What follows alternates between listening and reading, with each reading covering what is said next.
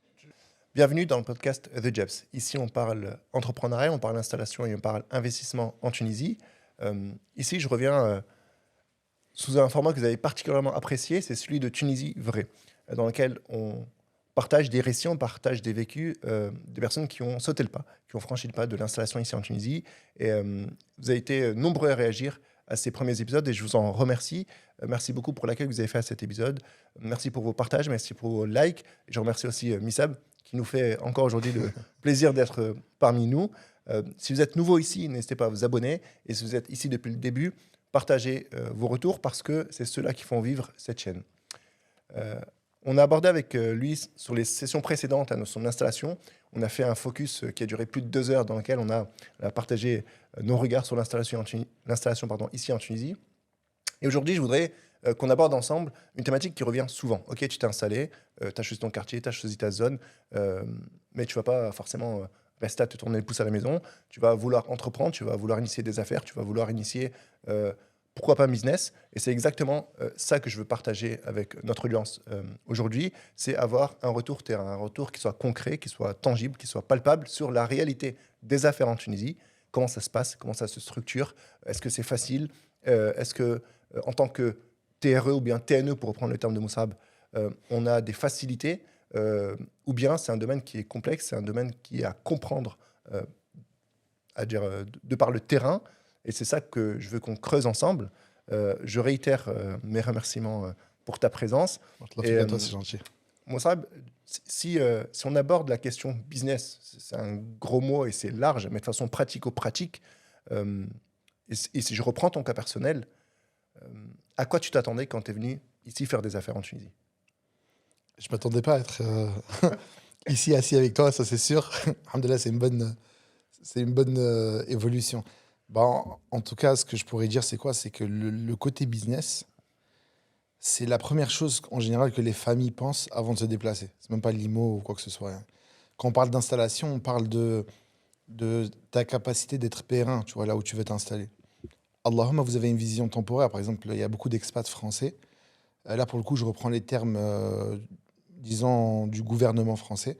Donc, un expat français, c'est quelqu'un même qui s'est inscrit, c'est pas forcément des bonnes statistiques d'ailleurs, pour dire que pendant 1 an, il travaille, je sais pas, dans une école française, il est envoyé ici en tant que professeur. Pour lui, c'est clair, il est salarié. Souvent avec des contrats français en plus. Voilà, des contrats français, etc. Il y a des consultants aussi envoyés à droite, à gauche par des sociétés et tout. Donc, moi, notre sujet, je pense pas que ce soit celui-là pour le coup. On parle des gens qui s'installent. Des gens qui s'installent pour avoir c'est quoi les opportunités, c'est quoi les zones d'ombre, c'est quoi les doutes, c'est quoi les craintes. Quelqu'un qui vient, qui s'installe dans un temps long ici en Tunisie, qui de facto est obligé de s'alimenter, est obligé de faire des affaires, est obligé de faire rentrer de l'argent. Comment il fait, par quoi il passe, c'est tout ça que je veux qu'on décortique ensemble. Ok. Bon, après, il y a mon expérience. Tu me dis par où on commence. Et il y a un peu de ce que j'observe autour de moi, tu vois. On va faire comme d'habitude, les gens commencent à avoir l'habitude. On part de ton expérience et on rebondit comme ça sur des regards un peu macro, si j'ose dire. Ok. Alors, quand moi, je suis parti en Tunisie, je suis parti avec l'idée d'avoir des clients français et d'être en Tunisie. Okay. Dès le début, ça c'est dès le début. Comme ça. La raison, d'ailleurs, c'est une grosse propagande qui existe, hein, celle de s'expatrier grâce au métier du digital. C'est-à-dire, faites une formation de site internet et tu vas pouvoir aller je sais pas où. Fais du design, du UI, peu importe, de l'IT, peu importe. Donc, tous les trucs qui peuvent se faire à distance. À distance veut dire, je peux être n'importe où et travailler, tu vois. Et donc ça te permet de te dire, en gros, géographiquement, tu vas essayer de chercher un lieu qui pourrait être soit en conformité avec ta vision, c'est-à-dire soit moins cher, soit là où tu es plus proche avec ta famille, soit là où tu te sens mieux dans ta religion, soit là où tu te sens mieux dans... Peu importe c'est quoi, chacun sa vision en gros, tu vois. Donc quand tu vas aller te déplacer en gros, tu vas te dire, voilà, grâce au métier du remote, donc à distance, ça te permet de te donner cette liberté-là. Donc moi, je fais partie de cette catégorie de personnes-là. Donc, à tort ou je sais pas. Parce que avec cette vision de se dire, finalement, je veux être un nomade digital si j'ose le terme un peu technique, c'est-à-dire de bosser de par mon PC, peu importe l'endroit géographique, et d'encaisser ici des euros, parce que du coup, tu voulais avoir des clientèles uniquement françaises. Exactement. Parce que tu C'est-à-dire que quand connaissais tu... la difficulté du terrain tunisien, par exemple, sur la Non, gestion de l'argent. non. Tu sais par contre que quand tu vis en euros, tu vis mieux qu'en dinars. Ça, c'est le truc que tout le monde connaît, qui est logique, en fait, tout simplement. C'est comme travailler en Suisse et vivre en France. C'est les mêmes raisonnements. C'est de se dire comment je peux être dans un endroit moins cher et travailler dans un endroit plus cher. Ça me permet soit de travailler moins pour vivre une même vie qualitative, ou soit travailler de la même façon, mais avoir plus dans les deux sens. Enfin, ça dépend des choix de chaque personne. Mais à tort de Jebs, parce que il y a beaucoup de clichés dans cet univers-là, tu vois, va faire une formation, tu vas gagner de l'argent à distance. Il y a beaucoup de barrières que tu connais par la suite. Bon, ça dépend des montants que tu fais et tout, J'en ai mais déjà parlé, et je l'avais déjà dit, je ne sais pas si c'est cet écueil-là que tu veux mettre en avant, mais généralement, ce type de formation, ce type de produit packagé comme ça, sur un canal Telegram, sur un groupe WhatsApp, il est souvent destiné à des populations qui sont fragiles, des populations qui sont paupérisées. ouais. Et en fait, ils cherchent de l'argent instantanément. Tu vois. C'est-à-dire, il n'y a pas de vision, ils ne sont pas dans un long terme. Et j'ai, mon expérience, elle ne vaut que la mienne. Tu vois. Mais j'ai jamais vu quelqu'un qui a fait une formation comme ça rapide à 997 euros en digital marketing et qui est devenu un as du marketing, qui a monté une boîte marketing. Je ne sais pas si ça existe, mais généralement, Non, mais leurs promesses, malheureusement, bah après, ça, c'est une question d'éthique, etc., quand ils vendent. Mais leur promesse, c'est de jouer sur ce facteur émotionnel, de vouloir te l'urgence. libérer, l'urgence. L'urgence aussi, mais ça, à la limite, c'est pas faux. En fait, en freelancing, tu peux très vite travailler et faire de l'argent, mais tu crées pas de boîte, bien évidemment, tu vois. Et justement, ce qui manque à ce genre de promesse, en gros, c'est cette partie acquisition client. Et cette partie il y a une partie réglementation aussi. Mais au début, tu le vois pas trop. Quand tu fais 1000 euros, 2000 euros, pour toi, c'est 1000 euros, 2000 euros, tu vas les retirer. Même au DAB, tu les retires. Tu vois ce que je veux dire.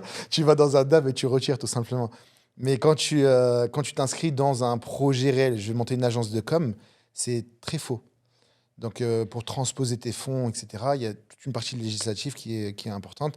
Il y a des circuits houleux, mais ça, c'est un autre sujet. Enfin, je ne sais pas si tu veux l'aborder plus tard, mais en tout cas, je ne peux pas trop digresser. Mais pour parler concrètement, en fait, la promesse de je sais faire un site, donc, et un site coûte 1000 euros. À mon époque, il y a 6 ans, on disait voilà, tu vends un site, 1000 euros, 1500 euros, c'est un site WordPress, etc. Tu fais 3 sites, t'as Tu fais 4000 3 sites euros. et t'associes. Tu vois, Ouais, cette c'est facilité de tu vends. C'est ce genre de calcul quand tu t'assois avec quelqu'un sur la table, tu vois, qui te dit, tu sais, ça se vend à temps, j'en vends 10, je suis milliardaire. Tu vois. Donc c'est aussi simpliste, pour pas dire simple, tu vois.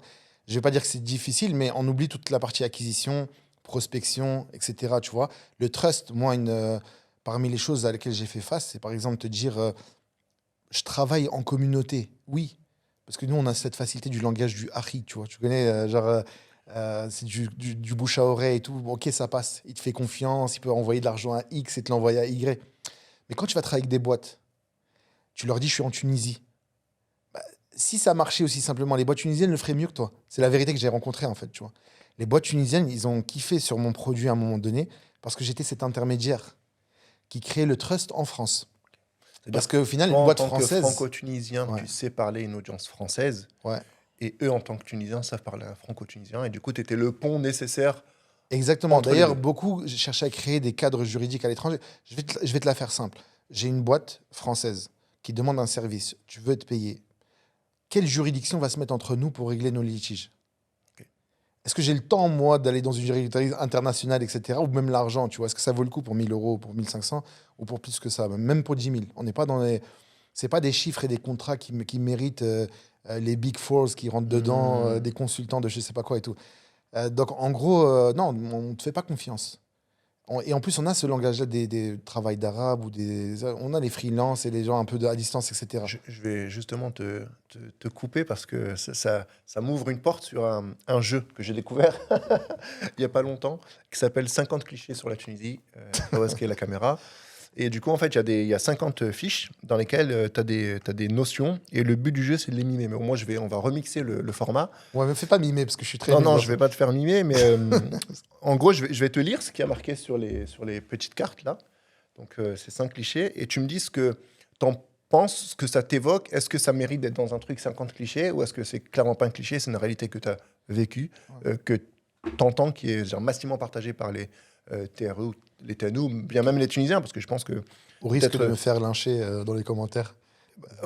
En fait, Pas grave. Hein, c'est aussi l'existence de cet espace et ce pourquoi il existe, c'est que je veux vraiment sortir des discours angéliques, sortir des discours théoriques et vraiment comprendre la réalité. Et ça, on peut le faire, malheureusement ou heureusement, qu'en confrontant la réalité. Donc, tout ce qu'on peut percevoir comme étant du lynchage ou bien du Tunisian bashing qu'on ferait ensemble, il s'inscrit en faux parce que, au contraire, je pense que on est ici pour bâtir, on est ici pour construire, on s'est installé ici dans cet espace parce qu'on y croit, on y voit plein de potentialités.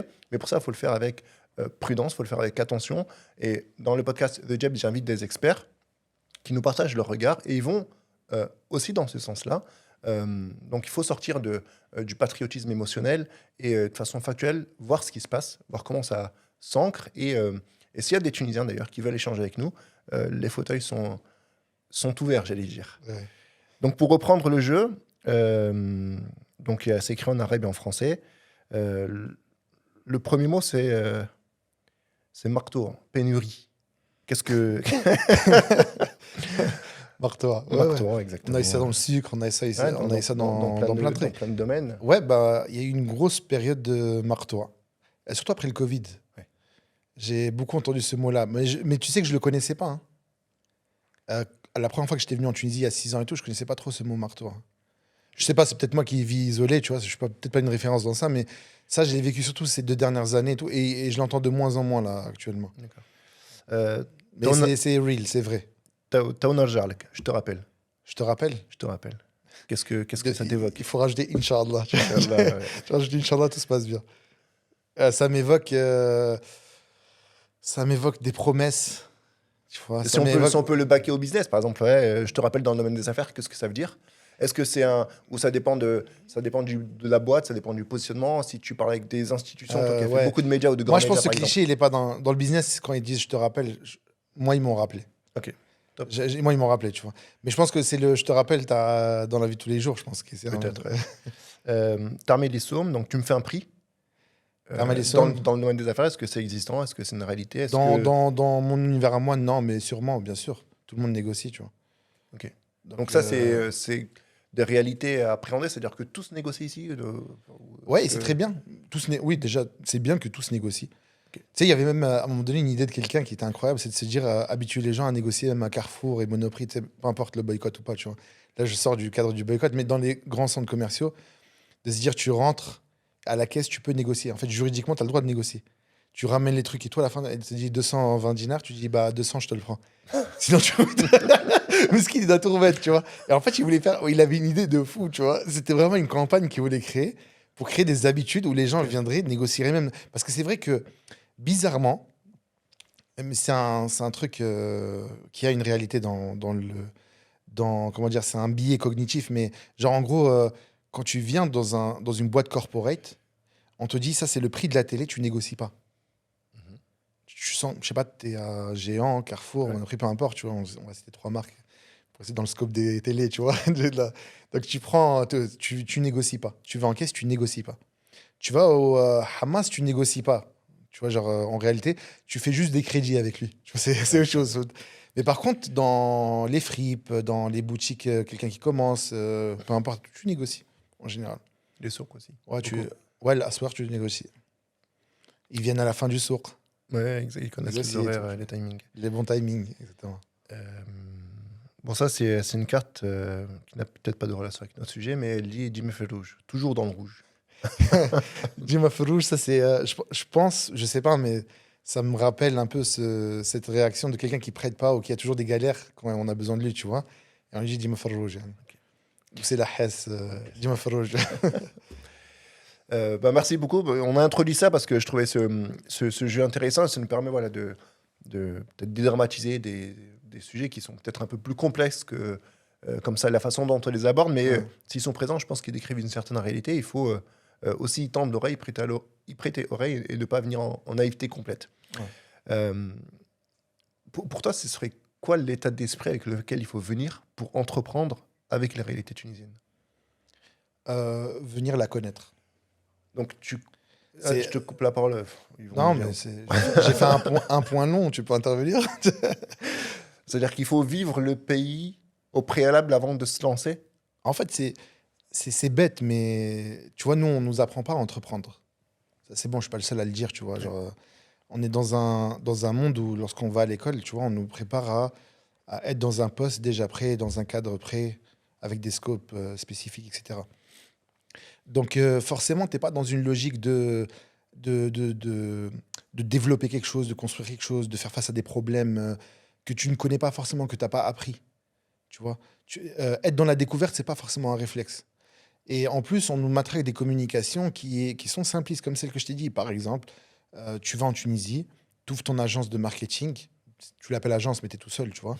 En gros, tu vois, pour faire simple, tu vends des sites internet, le Tunisien est pas cher, il est très compétent, tu le vends plus cher, tu vas lui donner 500 dinars, pour exagérer, tu vois, genre par exemple un truc, ton site va te coûter 500 dinars, tu vas le vendre à 1000 euros, 3000 dinars, tu as une marge de fou, ton loyer il attend. Tu vois ce genre de Ouais, résumé des simpliste, calculs très, très personne simples. ne réussit.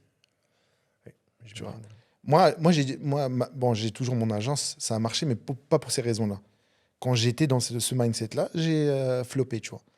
C'est C'est quoi aussi qui simple que était le ça. plus dur pour toi? Bah, en fait, c'est quand tu viens déjà, il y a personne qui est venu dans le rouge ou dans l'urgence. Tout le monde a coffré quelque chose avant de venir. Donc, on a ce temps, ce luxe, on pense qu'on est à l'aise. Ça sort, ça va dans les cafés, ça va Ouais. au lac, ça fait ceci, cela, tu vois, bref. Ça Ça prend le fond temps, on très n'est pas vite, dans une hein. urgence, on n'a pas cette gestion des budgets de l'urgence, tu vois, en gros. Ensuite, tu vas commencer à vendre. Et le problème, c'est que tu vas faire face à une réalité, c'est que ben, tu vas devoir te faire connaître dans une audience, que ton réseau il est limité, que entre le moment où tu parles à quelqu'un et le moment où tu convertis, bah, il y a un certain temps, que trouver le corps technique en Tunisie n'est pas aussi simple que ce que tu pensais. Faut pas croire que c'est pas cher et tout, tu vois. Est-ce que tout le monde accepte le prix que nous on avait dans la théorie des 500 dinars par exemple? Et puis rapport qualité-prix, tu fais des fausses économies sur le talent, pour l'appeler comme tel, tu vois. Donc sur le talent IT, tu donnes un produit qui n'est pas du tout ta promesse. Et tu galères, et après tu appelles ça du travail d'arabe et tout le tralala, tu vois. Et donc tout ça, en fait, tu le découvres dans le tas. C'est très compliqué. Manager un pays où il y a un fort turnover. Il est avec toi aujourd'hui, demain il est parti. Ouais. C'est Je rencontre beaucoup de personnes justement pour Tunisie Vrai, et notamment de personnes qui ont monté des restaurants ici ou bien du snacking ou de la food. Euh, Ils me disent le turnover The Jebs en Tunisie, c'est un il est record. impressionnant. Mais non, mais C'est-à-dire c'est en simple. plein Allez sur milieu. LinkedIn pour pas être encore dans. Pardon, c'est moi qui te Non, coupe. non, Vas-y. Non, en non. plein milieu d'un service, le serveur peut se barrer. En cuisine, le cuistot il s'embrouille avec Oui, je oui. sais pas quelle personne il part. C'est-à-dire que même le sens de l'engagement, le sens de la responsabilité dans des Ouais. métiers à forte pénibilité, il faut le dire, euh, il est compliqué. Ouais.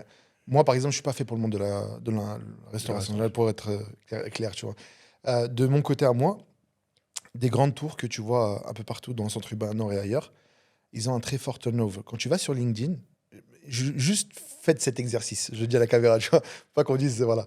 Tu vas sur LinkedIn, regarde les talents tunisiens et regarde le nombre de temps passé dans une boîte. Ok. Tu vas Ça, trouver c'est un des truc hyper mois intéressant. et les gars trop forts, ils sont dans une année. Dans le Mac, Genre, c'est un mais, grand mais mot. sans aucune exagération, hein. La majorité des gens que j'ai rencontrés, ils sont. Et si tu trouves une boîte longtemps, tu vas trouver un truc trop marrant. Tu vois, par exemple, tu trouves un designer, il est là-bas pendant 3 ans. C'est chelou. Tu cliques dessus, tu trouves c'est une market, c'est un espace de mise en relation de freelancers. Ils mettent employé de, par exemple, Malte, D'accord. Ok. Sortlist, etc. Non, tu vois. Alors que C'est c'est un prestataire pour la boîte. finalement, oui, il n'est pas employé. Oui, c'est un prestataire. Exactement, c'est un freelancer et il reçoit des projets de temps en temps là-bas, comme Fiverr et tout, tu vois, Ouais, je 5 vois. euros à l'époque. Bon, je crois qu'ils ont rebrandé 5 euros, tu vois. Mais en tout cas, ce genre de plateforme, il y en a, ils mettent, donc ça fait 3 ans, 4 ans qu'il est freelance, en fait. Des fois, ils mettent freelancer, tu vois. Mais en poste, Et comment toi tu le vois, enfin, comment ça se fait que la bah, majorité des moi, profils je l'ai dans le vécu. Moi, domaine je te parle IT. vraiment, parce que moi, Oui, j'ai eu beaucoup on parle d'employés, de tu ton vois. expérience. Et tu as eu des employés, tu as Ouais, eu j'en ai aussi beaucoup, des bureaux machallah. avec pas mal d'employés. Ouais. Euh, à quoi c'est dû? Comment ça se fait que. Est-ce que c'est la culture de boîte qui est mal exprimée? Est-ce Non, que Il y a, c'est il y a- la il y a deux vision du raisons. Il fondateur y a qui est deux mal raisons. partagée? Il y a 2 raisons. Il y a trop de projets qui commencent qui meurent. Dans le monde marketing, digital, start-up et tout, c'est beaucoup de vent. Énormément de vent. Là, je te parle de mon univers, hein. Oui, bien sûr. Et après, je vais te parler du turnover par exemple, dans l'industrie ou dans le truc, parce que j'étais consultant ailleurs, tu vois, en Tunisie. Je te dirais, si tu veux que je te cite des boîtes, je te cite. Tu vois, dans l'univers du marketing, un designer, un groupe de jeunes designers sortis de l'école ont décidé de se mettre à 3 et de dire, je fais un logo, je crée un brand Et je suis une agence. Je suis une agence. Oui. Ça, il y en a plein. La première chose qu'ils cherchent, c'est quoi? Ils sont 4 associés, ils font 4 du design. Ça, c'est une des premières erreurs. T'associes pas un talent que tu peux payer. Quand tu vas marcher, tu vas regretter. Il est associé pourquoi, lui, tu vois? Quand tu rentres un associé, c'est quelqu'un qui est irremplaçable, par définition, tu vois. C'est soit il a la vision, il est le porteur du projet et personne ne peut le remplacer, tu vois. Comme le fondateur d'une startup, un truc comme ça, dans la vision, hein. Il est vraiment le cœur, voilà, il a ça. Soit tu as beaucoup d'argent parce que le marché de l'argent, il est faible. Donc, tu as 1 million imposé, tu es rare. Donc, tu mérites d'être à la table. Mais si je mets un designer associé parce que j'ai pas l'argent de le payer, il y en a beaucoup qui font cette erreur dans l'entrepreneuriat, tu vois. J'associe mon cousin, il sait faire un site internet. Moi, j'ai un projet de marketplace. Tu es censé faire rentrer des millions, théoriquement, si tu marches, tu vois. Donc, tu le ramènes lui en tant que truc parce que tu n'avais pas 1500 dinars, 2000 dinars à lui donner, etc. Et au final, tu te rends compte que quand ça marche, il est remplaçable, tu vois. Et très souvent, ça se finit mal. Donc, ils sont trois personnes. La boîte, en fait, elle est pas fiable. Elle est pas L'ambition viable. de la boîte et les efforts qu'il met pour la développer. Exactement, tu vois. un problème. Donc, la première cause, c'est les boîtes elles-mêmes qui ferment, bon, tu l'appelles bankruptcy, tu l'appelles comme tu veux, mais en vrai, ça ouvre, ça ferme, t'as pas eu assez de clients, ils ont cru en leur projet, ça n'a pas marché, donc ils switchent d'un truc à un autre. Ok.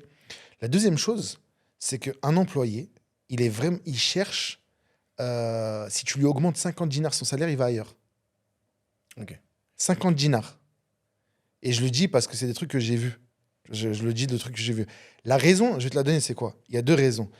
Quand tu vas dans... Bon, un entretien RH, c'est un grand mot. Tu sens une boîte quand tu dis un entretien RH. Et Quand tu t'assois dans un café, par exemple, avec quelqu'un pour qu'il te dise « je cherche un designer », quand tu lui dis, par exemple, qu'il est resté 1 mois quelque part, ça ne le dérange pas. Tu vois, en France, c'est pas forcément négatif. Hein. C'est pas forcément négatif, mais bon, ça crée des répercussions. Quand tu t'es pas resté 3 ans dans une boîte, tu peux pas dire « j'ai une expérience ». Tu vois. Et c'est très mal vu, quelqu'un qui switch. Il se pose la question automatiquement, qu'est-ce qui se passe? Est-ce que je peux investir dans toi? Parce que tu sais, quand tu travailles dans la partie talent acquisition, genre RH, c'est pas juste un coût d'acquisition. Tu vas le former, tu vas l'introduire à tes outils, tu vois. Ça, c'est un Il y a un coût investissement. de formation qui est important. Exactement. Si je sens que le mec, il va durer 3 mois chez moi, bah, il est pas rentable. Parce que ce que j'ai dépensé dans mon département RH pour l'acquérir, dans ce que je paye chez LinkedIn, dans ce que je paye chez des apporteurs d'agences de RH, qui m'amène quelqu'un qui prend un... C'est comme le loyer, hein, il prend un salaire, tu vois, sur un talent IT, par exemple, etc. Lui, il va venir, il va rester 3 mois, il est super pas rentable pour moi, tu vois. Donc, ça, c'est les 2 facteurs. Il n'y a aucune exigence des petites boîtes. Là, je te parle de notre univers marketing où il y a beaucoup de vent. Énormément de vent. C'est, comme ils disent les Tunisiens, حك راسك حك راسك تتحل agence. حك راسك, tu vois, genre, tu te grattes la tête et tu as une agence qui pousse, tu vois, en gros. Donc ouais, non, cette prétention d'être une agence parce que juste tu sais faire un site, bah non, c'est pas de l'entrepreneuriat, tu vois. Donc c'est la première chose qu'il faut que les gens échouent dans ce domaine-là. Et j'ai eu cette chance de connaître un peu le monde des entreprises pour vraiment me mettre en entreprise. Donc c'est ce qui a fait que j'ai duré, mais je suis pas un freelance, quoi, tu vois. Et comment tu décrirais du coup la dynamique des affaires ici en Tunisie, si on reste dans ton scope? C'est un marché qui est hyper dynamique, qui est difficile, qui est compliqué. Est-ce qu'en tant que franco-tunisien, ça a été dur pour toi de t'installer ou de faire tes preuves? Est-ce qu'on t'a demandé de faire tes preuves ici, en Tunisie? Comment ça se passe pour toi? Ouais, non, ça fonctionne pas de la même façon. C'est pas plus dur que la France du tout.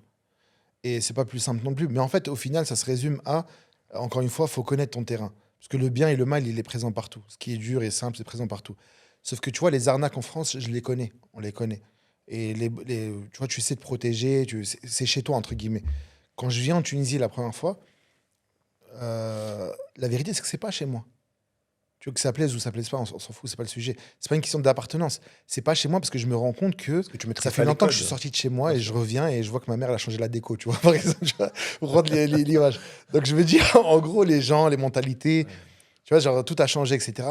Ce que je pense même être une force pour moi, tu sais, tu viens avec l'idée que tu as un passeport rouge, donc c'est simple pour toi, bah tu te rends compte que finalement, ils sont pas bêtes. Faut pas les prendre de haut, tu vois, ils savent ta réalité aussi. Et s'ils te sourient ou ils te font croire que tu es quelqu'un d'important, c'est pas forcément parce que c'est vrai, tu vois.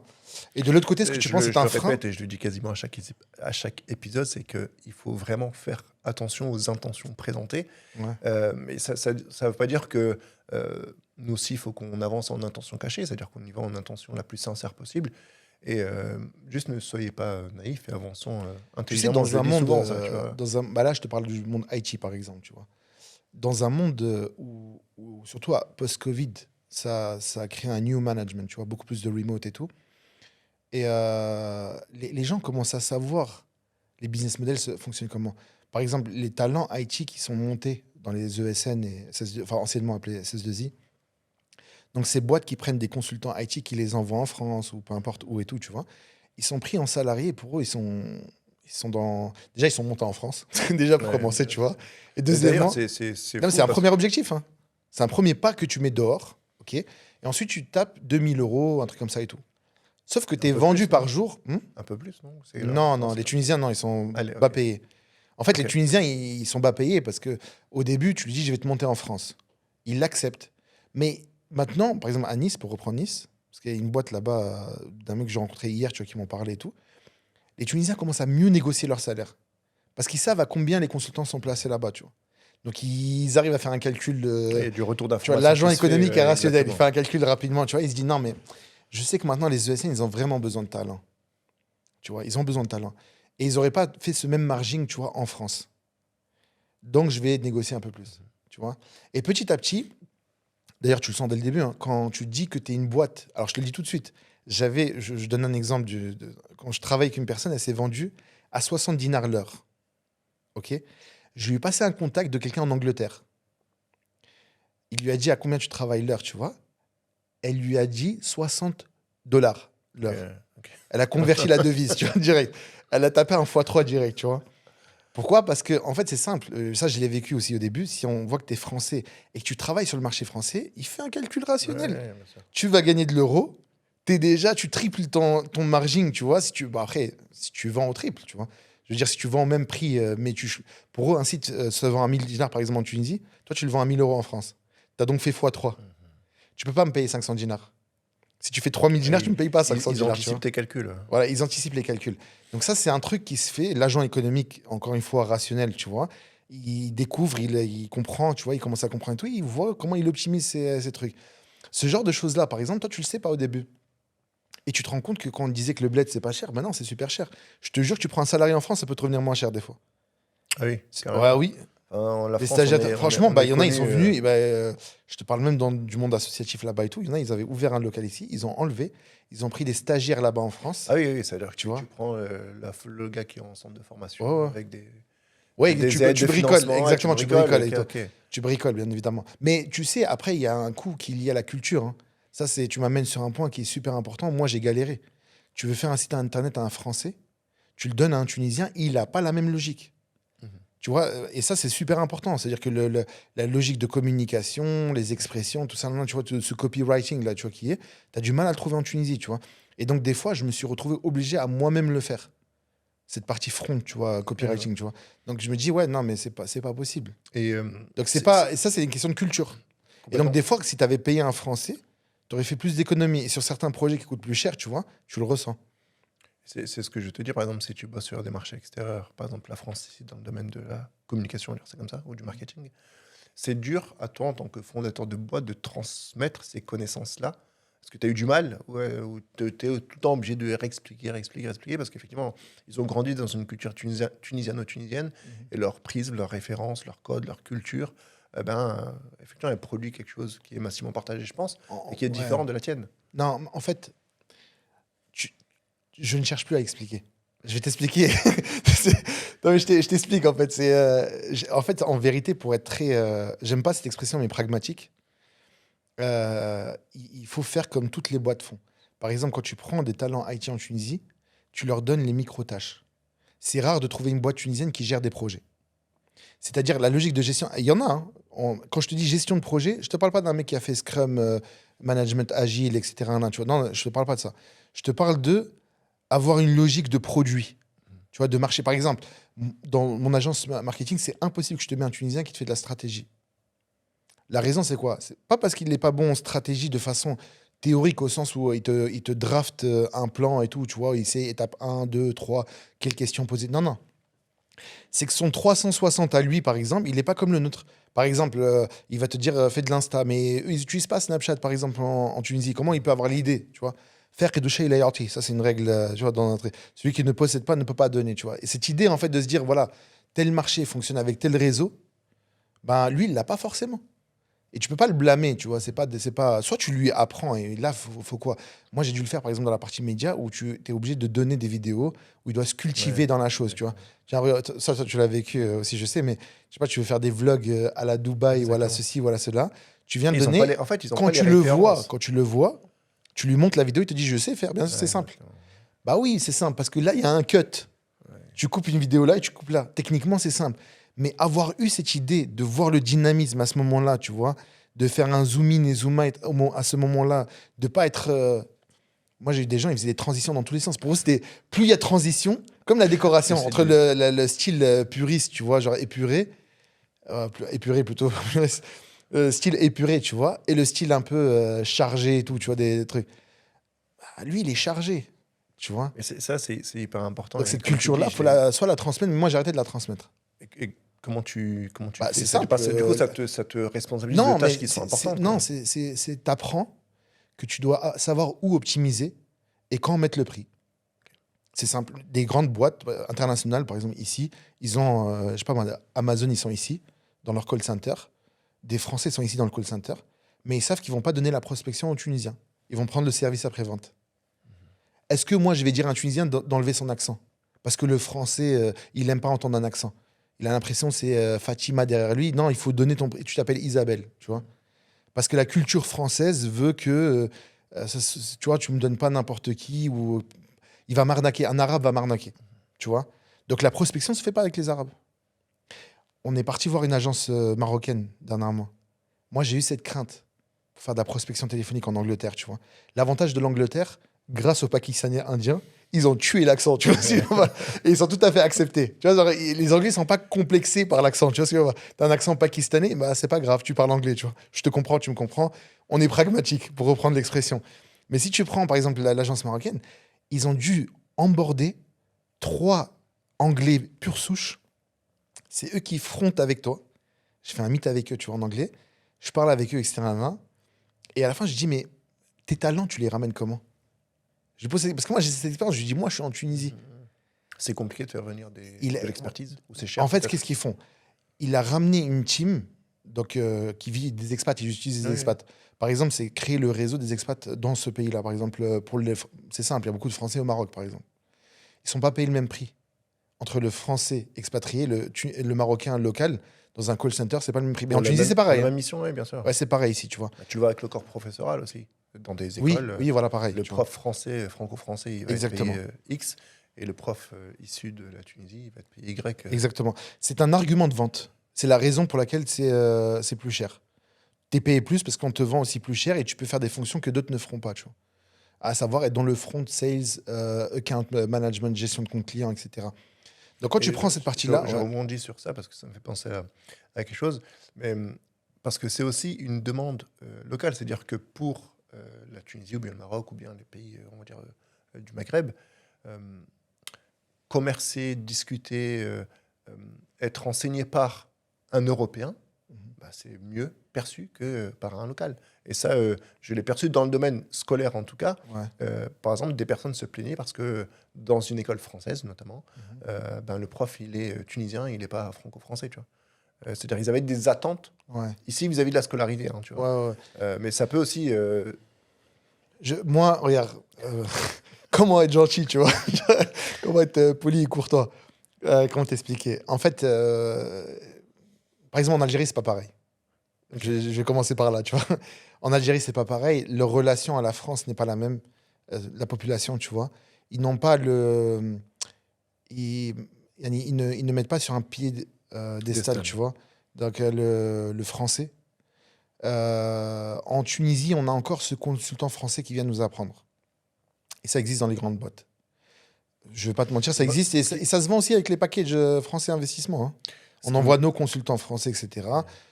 Pour eux, c'est un gage de qualité. C'est un gage d'expertise. Et ce qui, avec le temps, ils ont vu que c'est faux. je veux dire, C'est le témoignage des grandes boîtes. Hein. Les Tunisiens sont plus efficaces que les Français. Ils viennent, ils disent, ils font rien. Ils passent au bureau, tac, tac. C'est vraiment leur bloc-notes et tout. En fait, c'est de l'ordre de l'haïba. C'est comme dans un hôtel, quand tu as quelqu'un qui parle bien ou qui présente, tu ramènes, je sais pas, un Chinois en cuisine pour de la cuisine chinoise, tu as créé le trust. Tu vois, c'est exactement ça. Je t'ai ramené un Chinois. Mais ils l'ont fait ici. Hein. Tu vois, Ouais, je vois, on les voit- manger à... Non, mais c'était la communication, c'est ça que je veux dire. C'était marrant, mais c'était leur com. tu Là, vois. on est à Jordan Men's, il y a un wok-it, je sais pas comment Bah, ça c'est s'appelle, ça, c'est le wok. Ouais. à Nasser. Effectivement, en cuisine, ce sont des personnes Et bah, à la asiatiques. base, ils avaient une branche al Marsa. Et Ok. ils ont commencé à communiquer comme ça. D'accord. Les gens, ils se disaient, ouais, je vais manger un wok, c'est des Chinois qui le font. Ils s'en foutent du goût. Ils se disent juste, c'est comme si tu m'as ramené un autochtone le faire, Ouais. tu vois. Genre, c'est vraiment le vrai truc, tu vois. Et donc, quand tu dis français, bah, ça sonnait comme ça. Mais avec le temps, les Tunisiens, ils comprennent. Tu vois, tu commences à voir que bah, finalement, non, bah, ils sont pas efficaces, tu vois. Ils sont pas si bons qu'ils prétendent, ils sont trop chers pour ce qu'ils font, etc. Les Tunisiens sont très bien formés, ils sont hyper compétents. Enfin, Mais ils ne le... Tu sais pourquoi ils le réalisent pas? Enfin, ils commencent à le réaliser là. Parce que, en vérité, c'est... subhanallah, subhanallah, c'est comme l'être humain, tu vois. Tu vois, dans ta vie, quand tu vis trop d'échecs, tu vois, c'est ce qu'on appelle l'ihbat, tu vois. T'es échec après échec. Tu perds même confiance en toi, tu vois. Et c'est exactement ce que je vois avec la Tunisie. C'est-à-dire que quand tu regardes trop la France et tu dis, regarde leur route et notre route, c'est que le Banay chez nous, il est nul. Ben non, c'est pas le Banay qui est nul. C'est que la société, elle gratte de l'argent parce qu'elle te fait, tu sais, elle économise Ouais, sur la marche, tu sais, le gravier, etc. Tu vois. Ça, c'est des scandales qui sont apparus après. Mais tu vois, sur la c'est ça le qualité des problème. routes, C'est exactement. pas le talent le problème. D'ailleurs, la plus grosse preuve, c'est qu'ils viennent prendre nos talents chez nous, tu vois. Le monde occidental, Effectivement, ils sont c'est pas, l'Inde, c'est le Pakistan, c'est le... ils sont pas incompétents dans les marchés extérieurs. Souvent, d'ailleurs, ils sont Exactement. même valorisés. Et ça, en fait, tu peux pas reprocher. En fait, c'est un truc, mais c'est super important. Ça, c'est un message que tu transmets clair. En Tunisie, quand tu vis échec après échec, tu dis j'ai des compétences, mais je sais pas, moi, j'ai un rêve, mais je suis incapable de le pratiquer, enfin de le réaliser. Parce que l'infrastructure ne le permet pas, parce que les politiques ne le permettent pas, parce que j'ai pas les fonds, parce qu'il y a personne qui croit en moi, parce qu'il n'y a pas une industrie. Tu vois, au final, tu fais quoi? Tu es condensé à faire du WordPress. Moi, je connais des gens, dont ma cousine, par exemple, c'est une ingénieure IT et tout, elle travaille à école de crèche, tu vois. À l'époque, c'était pas encore la traîne d'aujourd'hui et tout. C'est des gens, ils perdent espoir, etc. Donc forcément, Là, tu ça peut doutes. briser des carrières, des Bah, ambitions, tu des doutes. rêves. Tu dis le français, lui, il réussit là-bas, on va Exactement. ramener. Ils ont lancé telle application là-bas, donc forcément, ils savent, tu vois. Mais non, ils savent pas. Quand ils viennent ici, la vérité, c'est qu'ils sont pas forts. Et c'est une vérité que j'ai vue dans les grandes entreprises ici. Quand j'étais consultant, bon, je veux pas citer, mais je cite ou je cite pas? Je t'en prie. Ok, donc c'est pour toi. Bah, par exemple, ADP. Beaucoup pensent que c'est l'aéroport de Paris.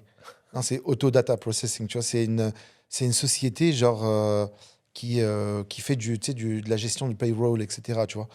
Bah, ici, ils envoient des consultants, par exemple. Quand tu parles avec la directrice, quand tu parles avec le staff, les consultants tunisiens sont beaucoup plus efficaces. Tu vois. Donc, clairement, tu vois, genre, ils gèrent tout ce le back-office, la gestion de comptes clients, etc. Ils gèrent les comptes français. Les plus grosses boîtes françaises sont chez eux. Et du coup, si on repart de ton expérience de terrain, de ce que tu viens de nous raconter, nous narrer ici, euh, du coup, ce serait quoi les erreurs à éviter pour quelqu'un qui vient dans cette thématique-là et qui veut s'installer ici en Tunisie? Et quels conseils tu le partagerais pour qu'il puisse s'intégrer de façon efficace? Bah, regarde, moi c'est simple, parce que depuis tout à l'heure, c'est vrai qu'on parle de Ouais. l'univers qui est le mien, tu vois. Bien sûr, bien sûr. Donc on parle pas des gens qui veulent faire de la restauration, on parle pas des gens On y qui veulent arrive. dans l'industrie, on parle pas de tout ça. Bref, Euh, pour faire simple, tous les métiers du digital, e-commerce, tu sais, je vais faire du FBA Amazon, je vais mettre en Mhm. Tunisie, je vais mettre mes stocks là-bas, etc. Tous ces trucs-là, tu vois. Bah, avant d'installer ta famille et tout, tu vois, ou installer ton business, etc., tu dois connaître le terrain. Ça veut dire, en gros, soit tu as déjà commencé ton activité. Je vais te donner un exemple. Moi, j'ai un e-commerce en France. Je vends en France. Tout se passe bien.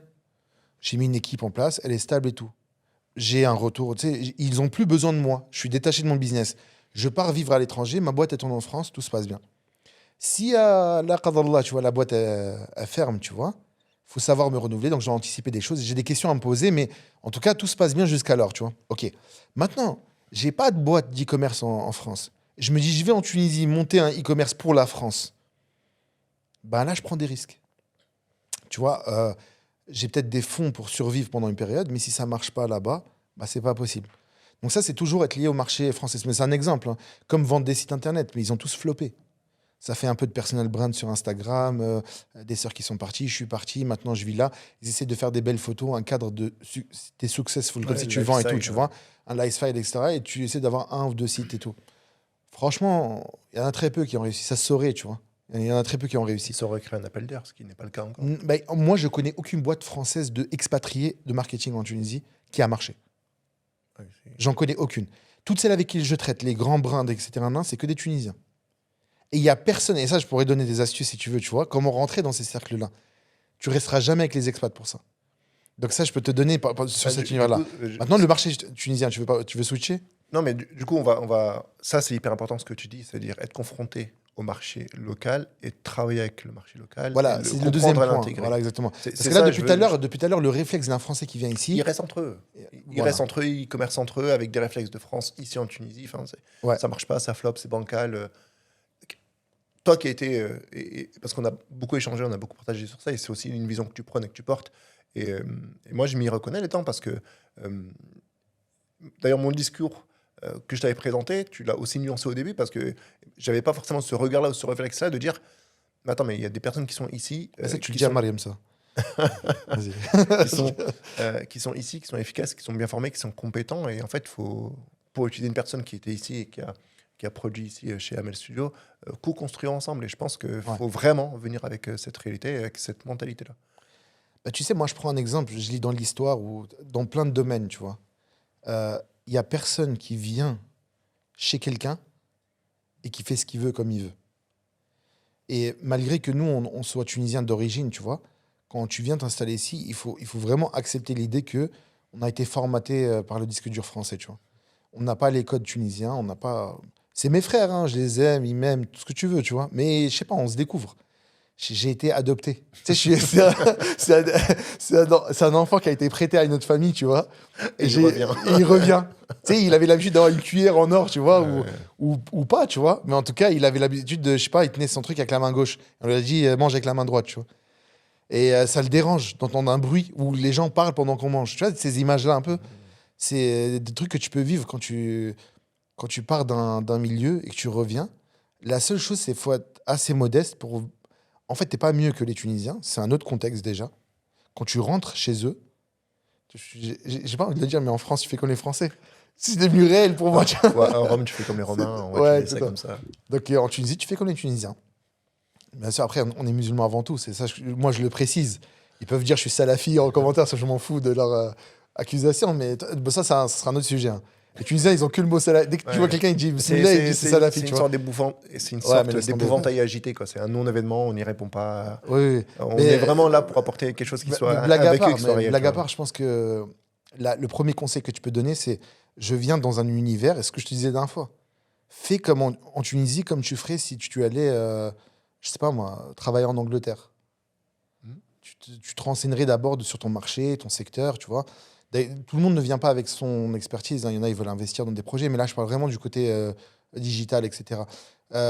Pour parler du marché, ramène le bon problème. Ça, c'est le deuxième. Tu viens ici, tu connais ton terrain, tu vois les coûts, combien ça se vend, tu vois. Tu sais ce que tu dois optimiser. Mais derrière aussi, il faut que tu vois le côté...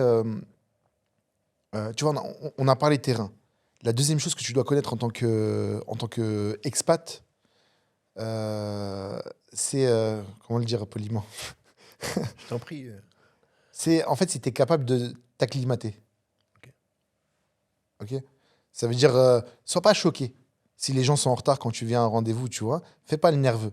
Tu vois, le truc typique, c'est... faut l'accepter, c'est tout. D'ailleurs, tu le vois même c'est-à-dire, c'est intégré dans la culture. Par exemple, quand ça m'est arrivé à plusieurs reprises, quand on me donne un rendez-vous, ok, on me dit, on se voit bar de Dhuhr, tu vois. Mais bar de Dhuhr, attends, si Dhuhr, il est, je sais pas, à 12h30 et là, il est à 15h, ça me laisse une large fourchette, tu vois. Mais il va pas préciser d'heure, tu vois. Et en fait... Mais c'est beau ce que tu dis. Hein. En fait, il y a des gens, ils donnent des heures, il y a des gens, ils le lient à la prière. S'ils le lient à la prière, c'est que prends le temps de prier, prends le temps de venir. Mais c'est pas loin du Dhuhr. Ça, c'est des codes comme ça, tu vois. C'est de l'approximation, on s'appelle, tu vois. Bref. Mais ouais, sinon, quand il te donne une heure et qu'il arrive... Mais je te donne cet exemple, c'est comme la route. C'est pareil, on en parlait la dernière fois, mais les coups de klaxon, les trucs comme ça, tu vois. Toi, t'es perturbé, t'as pas l'habitude de tout ce... Ça passe comme ça pousse, t'es énervé. T'es vite irrité, tu vois. T'as pas l'habitude. Mais t'inquiète pas, au bout d'un mois, 2 mois, tu vas devenir comme ça, tu vois. Tu vas Ce sera t'acclimater, pire tu que vas ça. apprendre les codes. Malheureusement, hein, Et- c'est pas Et positif. c'est ce Hein. que je dis souvent, et je l'avais dit la fois dernière, c'est que pour moi, je lie le domaine de la route au domaine entrepreneurial. Dans le Mm. sens où, souvent, dans la route, ici, c'est celui qui a peut-être la plus grosse voiture ou bien qui a la plus grande audace. Les ronds-points, pour moi, c'était un mystère au début, les ronds-points. Plus Tu grosse rentres- voiture, Non, en vrai, la plus grosse voiture et la plus grande. un D-Max. Tu sais, parce qu'une grosse voiture à quoi tu tiens? Non, tu vas rester. Les petites voitures, ils peuvent te rentrer dedans Non, mais tranquillement. en tout cas, on va dire la plus grande audace. C'est-à-dire Ouais. le fait d'avancer, le fait de persévérer, le fait de trouver des chemins ou des failles. Et en fait, Ouais. c'est exactement le même domaine, si j'ose le parallèle dans le domaine des affaires. C'est-à-dire qu'il faut persister, continuer, avancer et vraiment faire l'effort supplémentaire pour pouvoir passer. Et ça passe. En tout cas, les voitures passent. Peut-être que dans le domaine des affaires, il faut longtemps persister. Quand j'ai passé des commandes en ligne, c'était plus rare d'avoir des choses en temps livrées qu'avec des retards de 1, 2, 3 jours. En termes de livraison. C'est-à-dire une promesse, ouais, ça vient demain, ça peut venir dans 3 jours. Il peut t'appeler dans 4 jours. Tu vois. Au début, j'étais irrité. Maintenant, je l'ai rentré dans mon horloge. Demain égale, tu sais, je fais des conversions. C'est pas le même langage, tu vois ce que je veux pas. Demain, ça Je fait dis 3 jours. demain égale Demain, 4 c'est jours. 72 heures. Mais non, mais tu sais que ça m'a fatigué. Moi, quand quelqu'un il dit ouais, je te paye demain, c'est la semaine prochaine. C'était demain, mais c'est dans une semaine, tu vois. C'est comme ça. Donc moi, s'il me paye demain, alhamdoulilah. S'il me paye pas demain, tu sais, j'ai pas fait un infraxus ou tu vois, je suis monté en tension. Non, bah c'est bon, je l'ai accepté. Ils sont comme ça. Donc moi, je vais dire ah demain, ouais, ok, d'accord. Dans une semaine, tu veux dire. Non, non, demain. Et après, ils jurent wallah, tu vois. Wallah, demain, demain, promis, etc. Il y a des gens, j'attends encore leur service, hein, tu sais, ici dans le studio. Il y a quelqu'un qui doit me ramener un truc, bah, je l'ai payé. Je l'ai payé. La personne est partie. Et elle m'a dit lundi, je te ramène. C'était il y a 2 mois. Exactement. Elle m'a plus jamais recontacté. Souvent, ce que j'essaie de faire dans le domaine du service, c'est que je paye très rarement en avance, voire quasiment pas. Bah, Et c'est pour ça ils que veulent justement, tous dans le des business pourcentages, des model, c'est trucs ça. comme ça. Moi, Quand je te paye après le service, je te paye après la livraison. Mais d'ailleurs, on le voit dans le business model de la livraison ici en Tunisie. Exactement. Si, bah, tu en avais Exactement. parlé, je te laisse aborder rapidement le sujet. Comment... Ah non, je t'en prie. Non, je t'en prie, je t'en prie. Non, mais j'allais te faire le parallèle exactement. Parce que, tu vois, par exemple, quelqu'un qui viendrait de France, typiquement, bah, comme moi au début, comme je travaille sur les lancements de start-up, etc., tu vois, à la base, donc j'avais beaucoup de gens qui venaient avec des idées en mode regarde, là-bas, ils payent en avance, ça te fait plus de cash flow d'avoir un business model basé sur les abonnements. Mais ça marche pas en Tunisie. Ils savent très bien que celui qui a l'argent est en position de force. Tu vois. Toi, je vais te faire courir ou tu vas me faire courir. Si je t'ai donné l'argent, je vais te courir derrière. La dernière fois, on était ici, là, et un mec il m'a ramené une table. Elle était cassée. Je lui dis, je peux pas la prendre, tu vois. Elle était là, Marwa. Il repart, il me ramène la même table, encore défectueuse, tu vois. Ok. Et là, il me dit, le livreur, mais si je lui ramène, il va m'embrouiller. Il me prend par les mains. Je dis, Wallah, tu sais quoi, donne-moi, je le paye, comme ça, je lui ramène. Je dis, mais ramène-lui la table. Il me dit, non, mais je vais pas le voir. Je dis, mais si je te paye, tu vas lui donner l'argent comment? Et il a bégayé, tu vois. Il m'a dit, non, mais en fait, il va m'embrouiller moi, tu vois. Si je lui ramène, il va me dire, je lui dis, regarde, toi, t'acceptes que je te paye là une table comme ça? Il me dit, non, il était en train de négocier. Je lui dis, j'ai juré, Wallah, j'ai dit, si je te donne l'argent, plus jamais vous allez revenir. Il m'a dit, je te jure sur ma vie, je sais pas quoi, il a commencé à jurer, tu vois. Il a dit, non, je te ramène la table. Et je le ramène moi s'il faut. Je lui dis, je suis en train de te demander de le ramener, de l'appeler. Je lui dis, appelle-le, tu m'as dit, il n'est pas disponible. Comment tu vas me le ramener? Tu vois, il était bloqué. À la fin, je l'ai laissé partir, bien évidemment, tu vois. Et il m'a fait un cinéma de l'essence, je sais pas quoi et tout. Et la table, c'était n'importe quoi. Il m'a rappelé 2 semaines plus tard. Le mec, il a même pas osé m'appeler. 2 semaines plus tard pour me dire je sais pas quoi.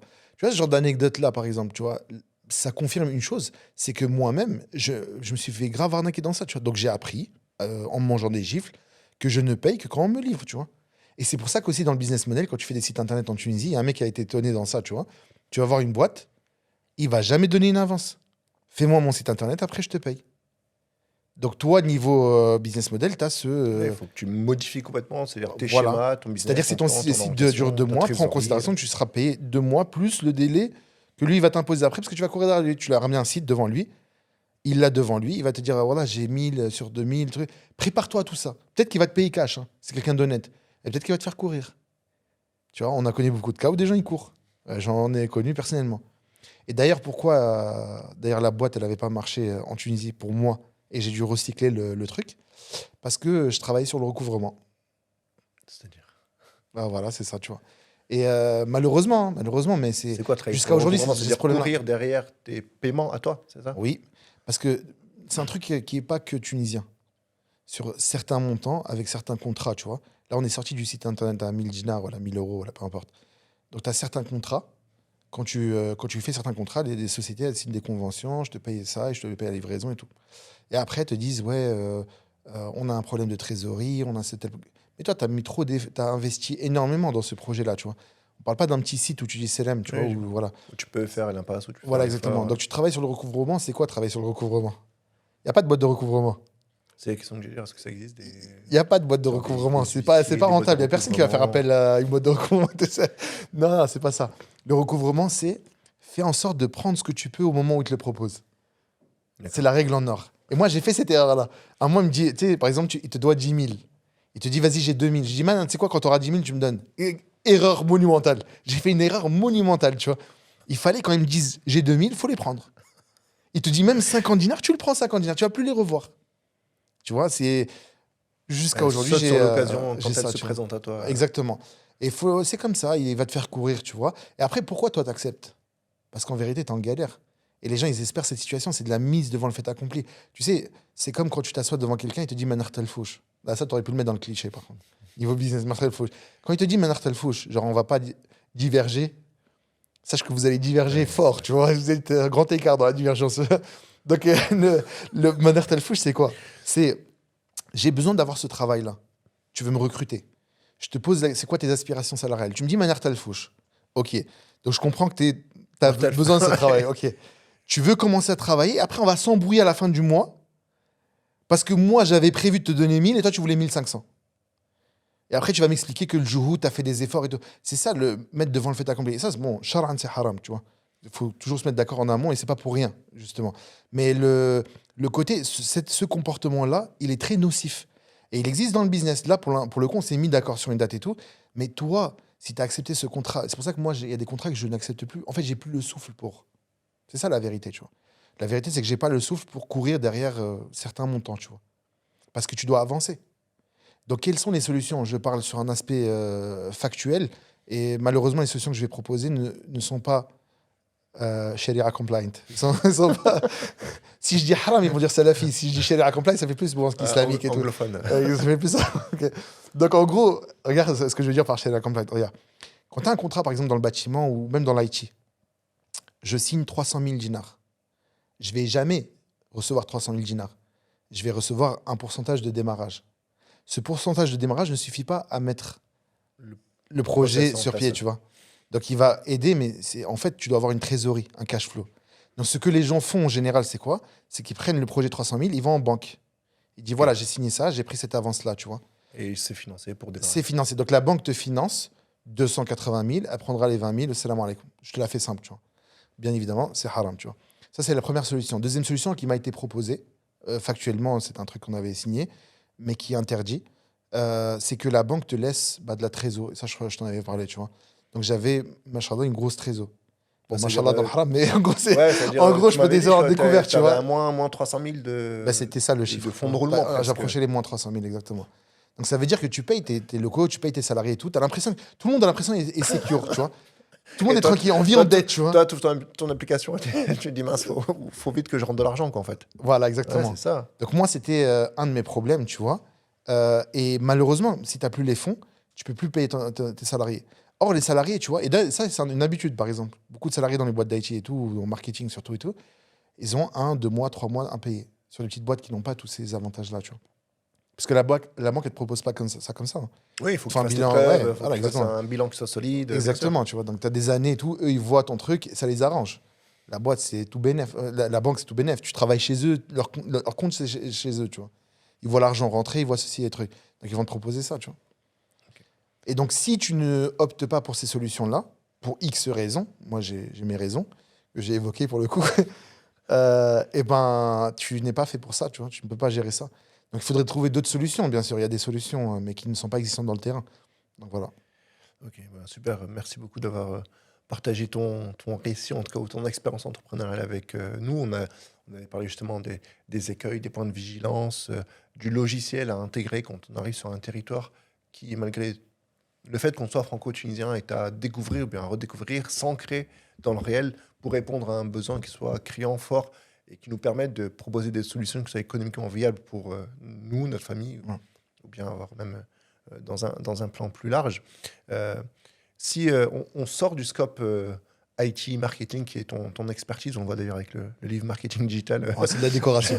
C'est de la juste, décoration. juste derrière toi, il y a beaucoup de retours, en tout cas c'est un retour non exhaustif, hein, et c'est que ce qui me remonte à moi comme élément d'info. Tu as beaucoup de personnes d'ailleurs qui veulent ouvrir de la food, ouvrir de la restauration, ou bien Ouais, ouais. faire de l'investissement immobilier, un vrai investissement, pas juste avoir son pied à terre ou quoi, mais pour faire de la location courte durée ou bien pour découper des terrains. Toi qui en as rencontré quelques-uns, Ouais. euh, c'est c'est quoi le regard que tu as? J'ai l'impression que je dis des chiffres qui ne sont pas sourcés, mais peut-être les 90% de personnes qui veulent faire ça, au bout de 5 ans, on ne les voit plus, quoi. Alors, c'est pas tout le monde qu'on voit plus, pour le coup. Dans l'immobilier, il y en a qui. Il y en a qui Il y en a perdurent, qui. qui Ouais, sont là, ouais, il y mais en a qui, qui soient, restent. qui se structurent au fur et à mesure des années. Oui, C'est-à-dire, en oui. fait, c'est Non, surtout sur le mais fait de... l'immobilier, tu fais face très vite aux Tunisiens, parce que tu fais face à Oui, l'État en premier. bien sûr. Donc, la mairie, l'État, les autorisations et tout. Contrairement aux autres projets. Et ça, c'est l'avantage de l'immobilier. Je te parle de quand tu conseilles, tu dis aux gens, voilà, faut se confronter au terrain, tu vois. Bah, l'immobilier t'oblige à te confronter au terrain. Parce que c'est des titres, parce que c'est des autorisations, parce que voilà, tout ça, tu vois. Donc automatiquement, tu as beaucoup de conseils qui viennent d'un coup du terrain, tu vois. Beaucoup de gens qui sont autour de toi, tu as des architectes locaux, etc. Donc ça, c'est l'avantage de l'immobilier. Ça ne veut pas dire que c'est tout beau, tout rose, hein. Ça ne veut pas dire que tout le monde a réussi tout, mais c'est beaucoup plus simple. Je veux dire de bien comprendre et s'intégrer, tu vois. Dans le projet de la restauration, l'erreur fatale. Alors, je sais qu'il y en a qui s'installent là, tu vois. Il y a Chicken Street Chicken qui Street qui s'installe vient et tout. d'ouvrir Tu vois, sur la ouais, mine, voilà, ouais, j'ai exactement. vu ça aussi. Donc, il y en a beaucoup qui s'installent et tout. Mais là, on parle de franchise. Voilà, bref. Mais disons que des Français qui viennent, alors, il y en a plein, ils font cette erreur qu'on a évoquée plusieurs fois, c'est de se dire, c'est quelqu'un un concept. C'est de dire, ouais, il y a un truc de fou en France, ça n'existe pas en Tunisie, je vais aller le faire, tu vois. Typiquement. On se pose pas. Par exemple, le chinois. Moi, mon rêve, c'était d'ouvrir un chinois en Tunisie. Mais après, il faut se dire aussi que s'il n'y a pas de Chinois en Tunisie, c'est aussi pour une raison, tu vois. Ou si quelques années en arrière, il n'y avait pas de... Oui, mais de- tu vois ça là, ça, pour beaucoup, c'est une opportunité, c'est pas une Non, menace. non, c'est Et le c'est problème. l'erreur. Oui, voilà, Mais exactement. le Tunisien, il ne réfléchit pas forcément moins bien que toi, hein. C'est-à-dire que lui aussi, il y en a beaucoup qui voyagent beaucoup, il y en a qui ont fait leurs études à l'étranger, il y en a qui ont vécu 10 ans, qui reviennent. Ouais. Et s'ils n'ouvrent pas de Chinois, c'est que Oui, peut-être... non, mais il y a aussi autre chose. Il y a la partie fournisseur et il y a la Ouais. partie émigration, tu vois. C'est-à-dire, en général, quand tu prends, par exemple, l'Occident, pourquoi il y a un peu de tout? Parce que si c'est un fort flux d'immigration, tu as toutes les communautés. Et en général, c'est pas un Français qui dit, ouais, je vais faire du mafé, tu vois. Je vais intégrer le mafé ici. C'est plutôt une communauté qui existe et qui va commencer à qui a des besoins grandir et tout, spécifiques. qui eux-mêmes le font chez eux. On a identifié un marché et tout, tu vois. Et on se dit, on va leur donner ça. Donc à la base, tu sais, les haris en France, ça s'adresse, tu sais, du Cap Bon et tout, ça s'adresse à une communauté, tu vois, à la base. Tu vois, l'harissa, c'est pas un truc que quand tu rentres chez un Français, t'as plus de mayonnaise que d'harissa, tu vois, j'ai envie de te dire. Ok. Donc quand tu viens sur un aspect tunisien, pareil. Quelle est l'émigration des Tunisiens? C'est pour ça que je te disais la dernière fois, j'étais content d'avoir vu du mafé, tu vois. Parce qu'il y a des Africains qui existent de plus en plus, mais il n'y a pas de Chinois. Ils sont rares, les Japonais chinois. Ils viennent en consulting de loin pour des projets spécifiques envoyés par l'État. Ils viennent en tourisme, énormément de tourisme chinois. Et ça, il y a En une raison à Tunisie ça. Ils sont financés par la Chine. En Tunisie. En Tunisie. Ok. Moi, ce côté touristique, j'ai un pied dedans. Moi, mon cousin, il est. T'as beaucoup de cousins, Inch'Allah. Bah, tout le monde a beaucoup de cousins. Pourquoi t'as pas de cousins en Tunisie? Si, c'est très bien. Mon cousin, il fait il travaille dans une boîte chinoise en Tunisie, Ok. spécifiquement pour les Chinois et leur tour en Tunisie. Incroyable. Moi, j'étais pas Donc, prêt il en fait, quand il m'a travaille dit ça. dans une boîte chinoise ici, à Ouais. destination du marché chinois. Enfin, Oui, parce leur que cible, c'est le marché. l'État, en fait, il finance aussi des vacances pour les Chinois et tout. Ok. Il les envoie un peu partout. Ok. Mais c'est très intéressant. Hein. C'est très intéressant. Bref, en tout cas, il les envoie en Tunisie et ils sont accueillis. Ben justement, ils aiment ce côté-là. Un service pour les Chinois. Tu vois, donc ils sont là et vraiment le guide et tout, il est là, il parle avec eux, tu vois, et tout. Donc il a appris un peu le mandarin, mais sinon il parle anglais, tu vois. ala kulli hal. Donc, en Si on gros, revient sur le français qui vient s'installer dans le domaine de la exactement, restauration de la ici. restauration, tu vois. Le premier problème, c'est de se dire, si je fais un chinois, comme ils regardent l'Occident, ça marche là-bas, ils vont goûter, ils vont aimer ici. Ouais. Mais dans ma famille, personne n'aime le chinois. J'avais une Tu sais, il y avait une anecdote fois, comme c'était. ça. Ah, c'est ça qu'il me l'a raconté? Ouais, je sais pas si on a la même, en tout cas, je connaissais un ami. C'était le mariage d'un Ouais, très c'est bon ça, c'est ami à ça. lui. C'est ça, c'est ça, c'est ça. C'était il y a quelques années en arrière déjà.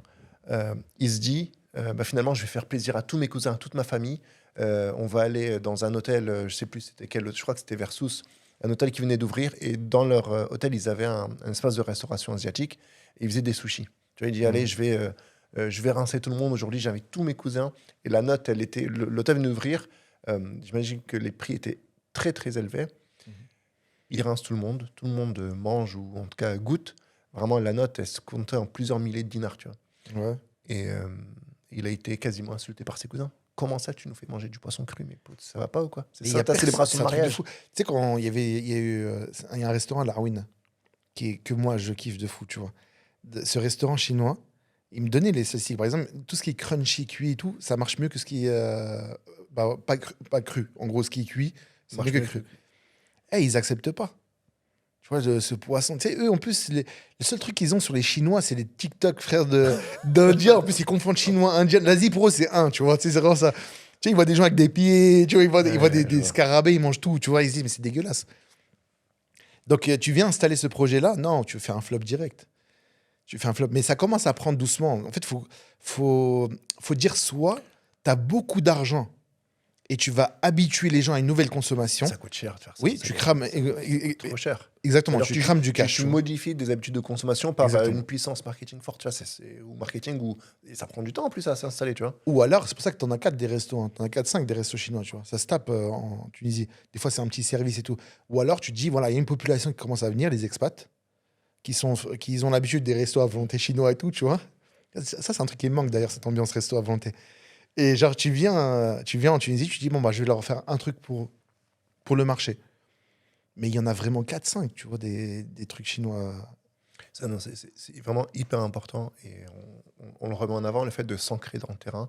Mais au-delà de s'ancrer, c'est vraiment de le comprendre. Si tu viens avec une idée préconçue parce que, je sais pas, tu avais des restos chinois qui marchaient Parce qu'il n'y a pas. sur Paris et parce qu'il n'y a pas, du Ouais, coup, ouais. tu vas presque créer le besoin, ça marche pas du tout. Une des plus grosses erreurs que je fais, moi, enfin, pas je fais, que je corrige en tant que consultant, c'est quand tu as quelqu'un, il vient, dès qu'il commence à me dire, j'ai une idée de fou, personne ne l'a fait. Ouais, ça, Ah, c'est un t'es problème. mort. T'es mort. J'étais mort. Moi, tu me dis, d'ailleurs, même dans le e-commerce, c'est ce qu'il conseille. Quand tu fais du e-commerce, truc, il te dit, tu dois voir qu'est-ce qui marche et qu'est-ce qui se vend et les trends et tout. Ouais. En fait, vaut mieux monter sur une vague de quelque chose qui marche, créer une différenciation, localité, offre, peu importe et tout, tu vois. Les gens ont des habitudes, etc. Ça te coûte beaucoup moins cher en marketing, tu vois, que de donner des nouvelles habitudes. Bolt, parce qu'on était sur ce sujet-là, là, en ce moment, truc taxi, là, j'accompagne ça. Bolt, quand ils sont rentrés, ils ont habitué les gens à une nouvelle consommation. Ils ont réservé un taxi pour la première fois de leur vie. Le premier problème, c'est les taxis. Ils ont cramé du cash comme jamais.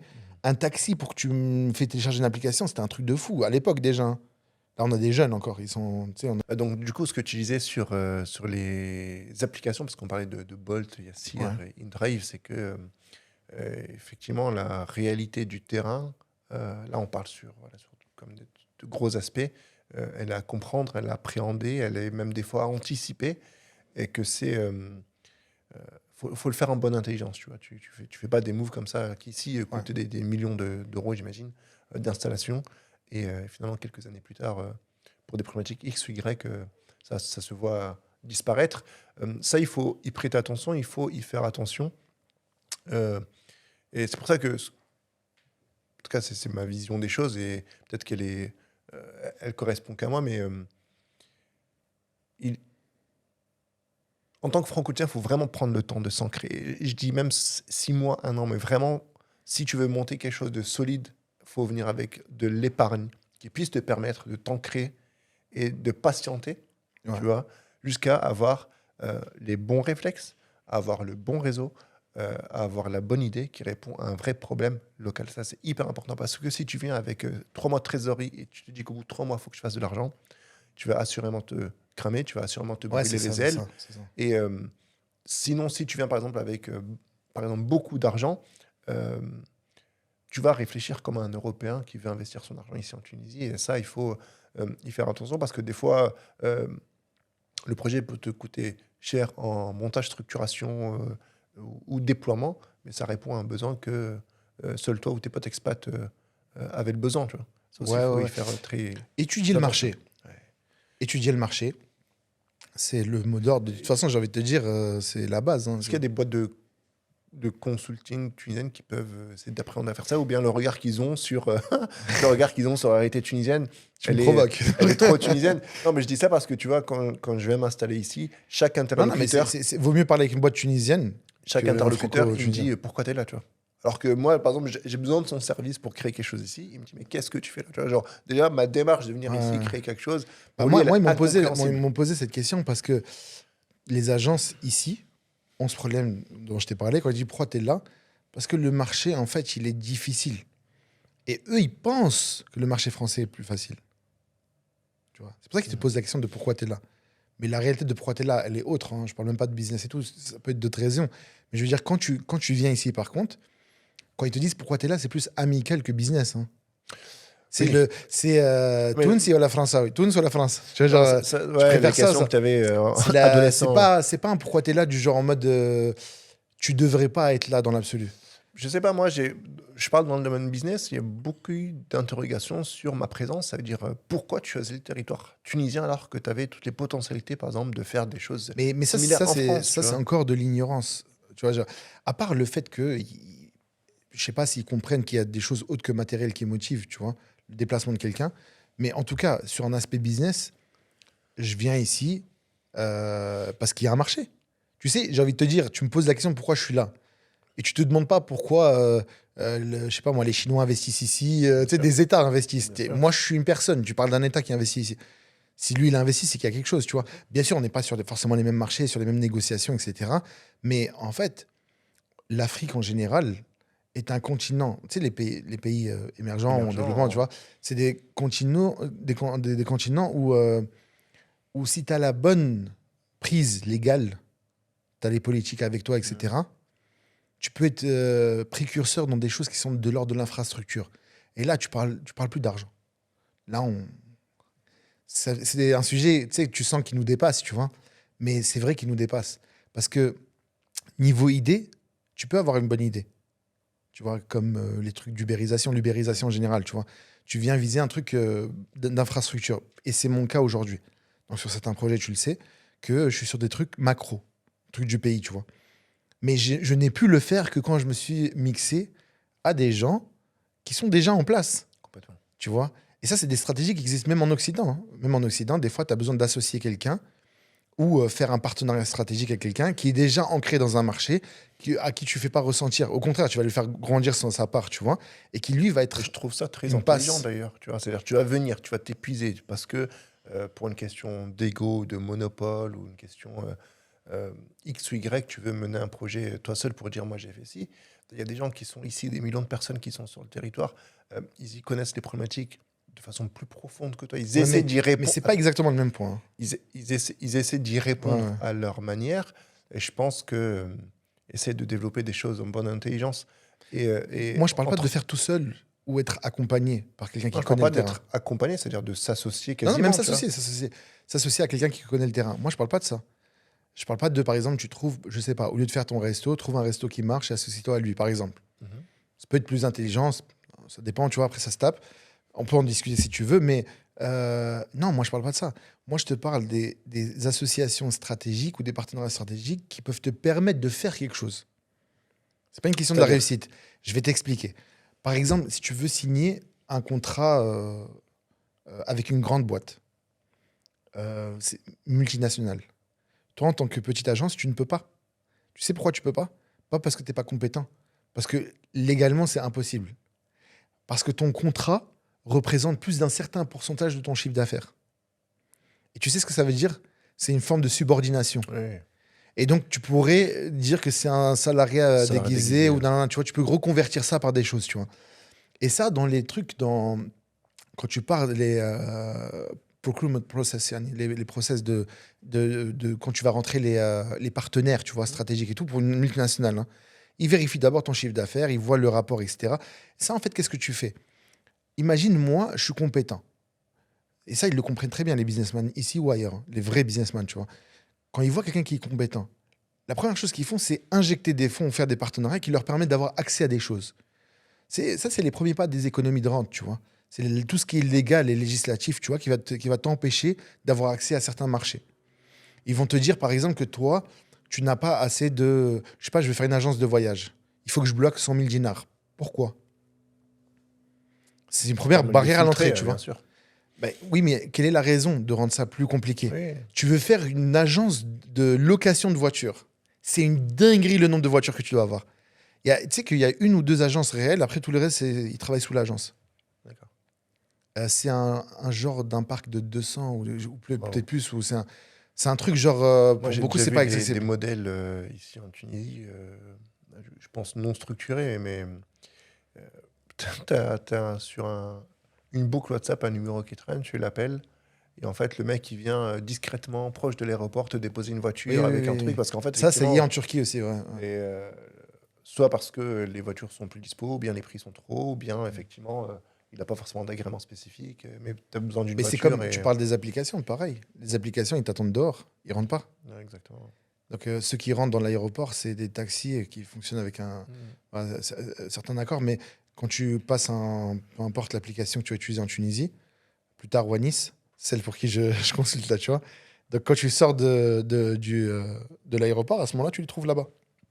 Donc, tout ça, c'est des exemples qui disent quoi? Qui disent quand tu es quelqu'un qui a des idées un peu... Ça, en vérité, tu dois venir en Tunisie, tu dois connaître le marché, identifier les problématiques et tout. Si tu es vraiment un start-upper et que tu t'adresses à un marché spécifique, c'est la moindre des choses, tu vois, c'est le minimum.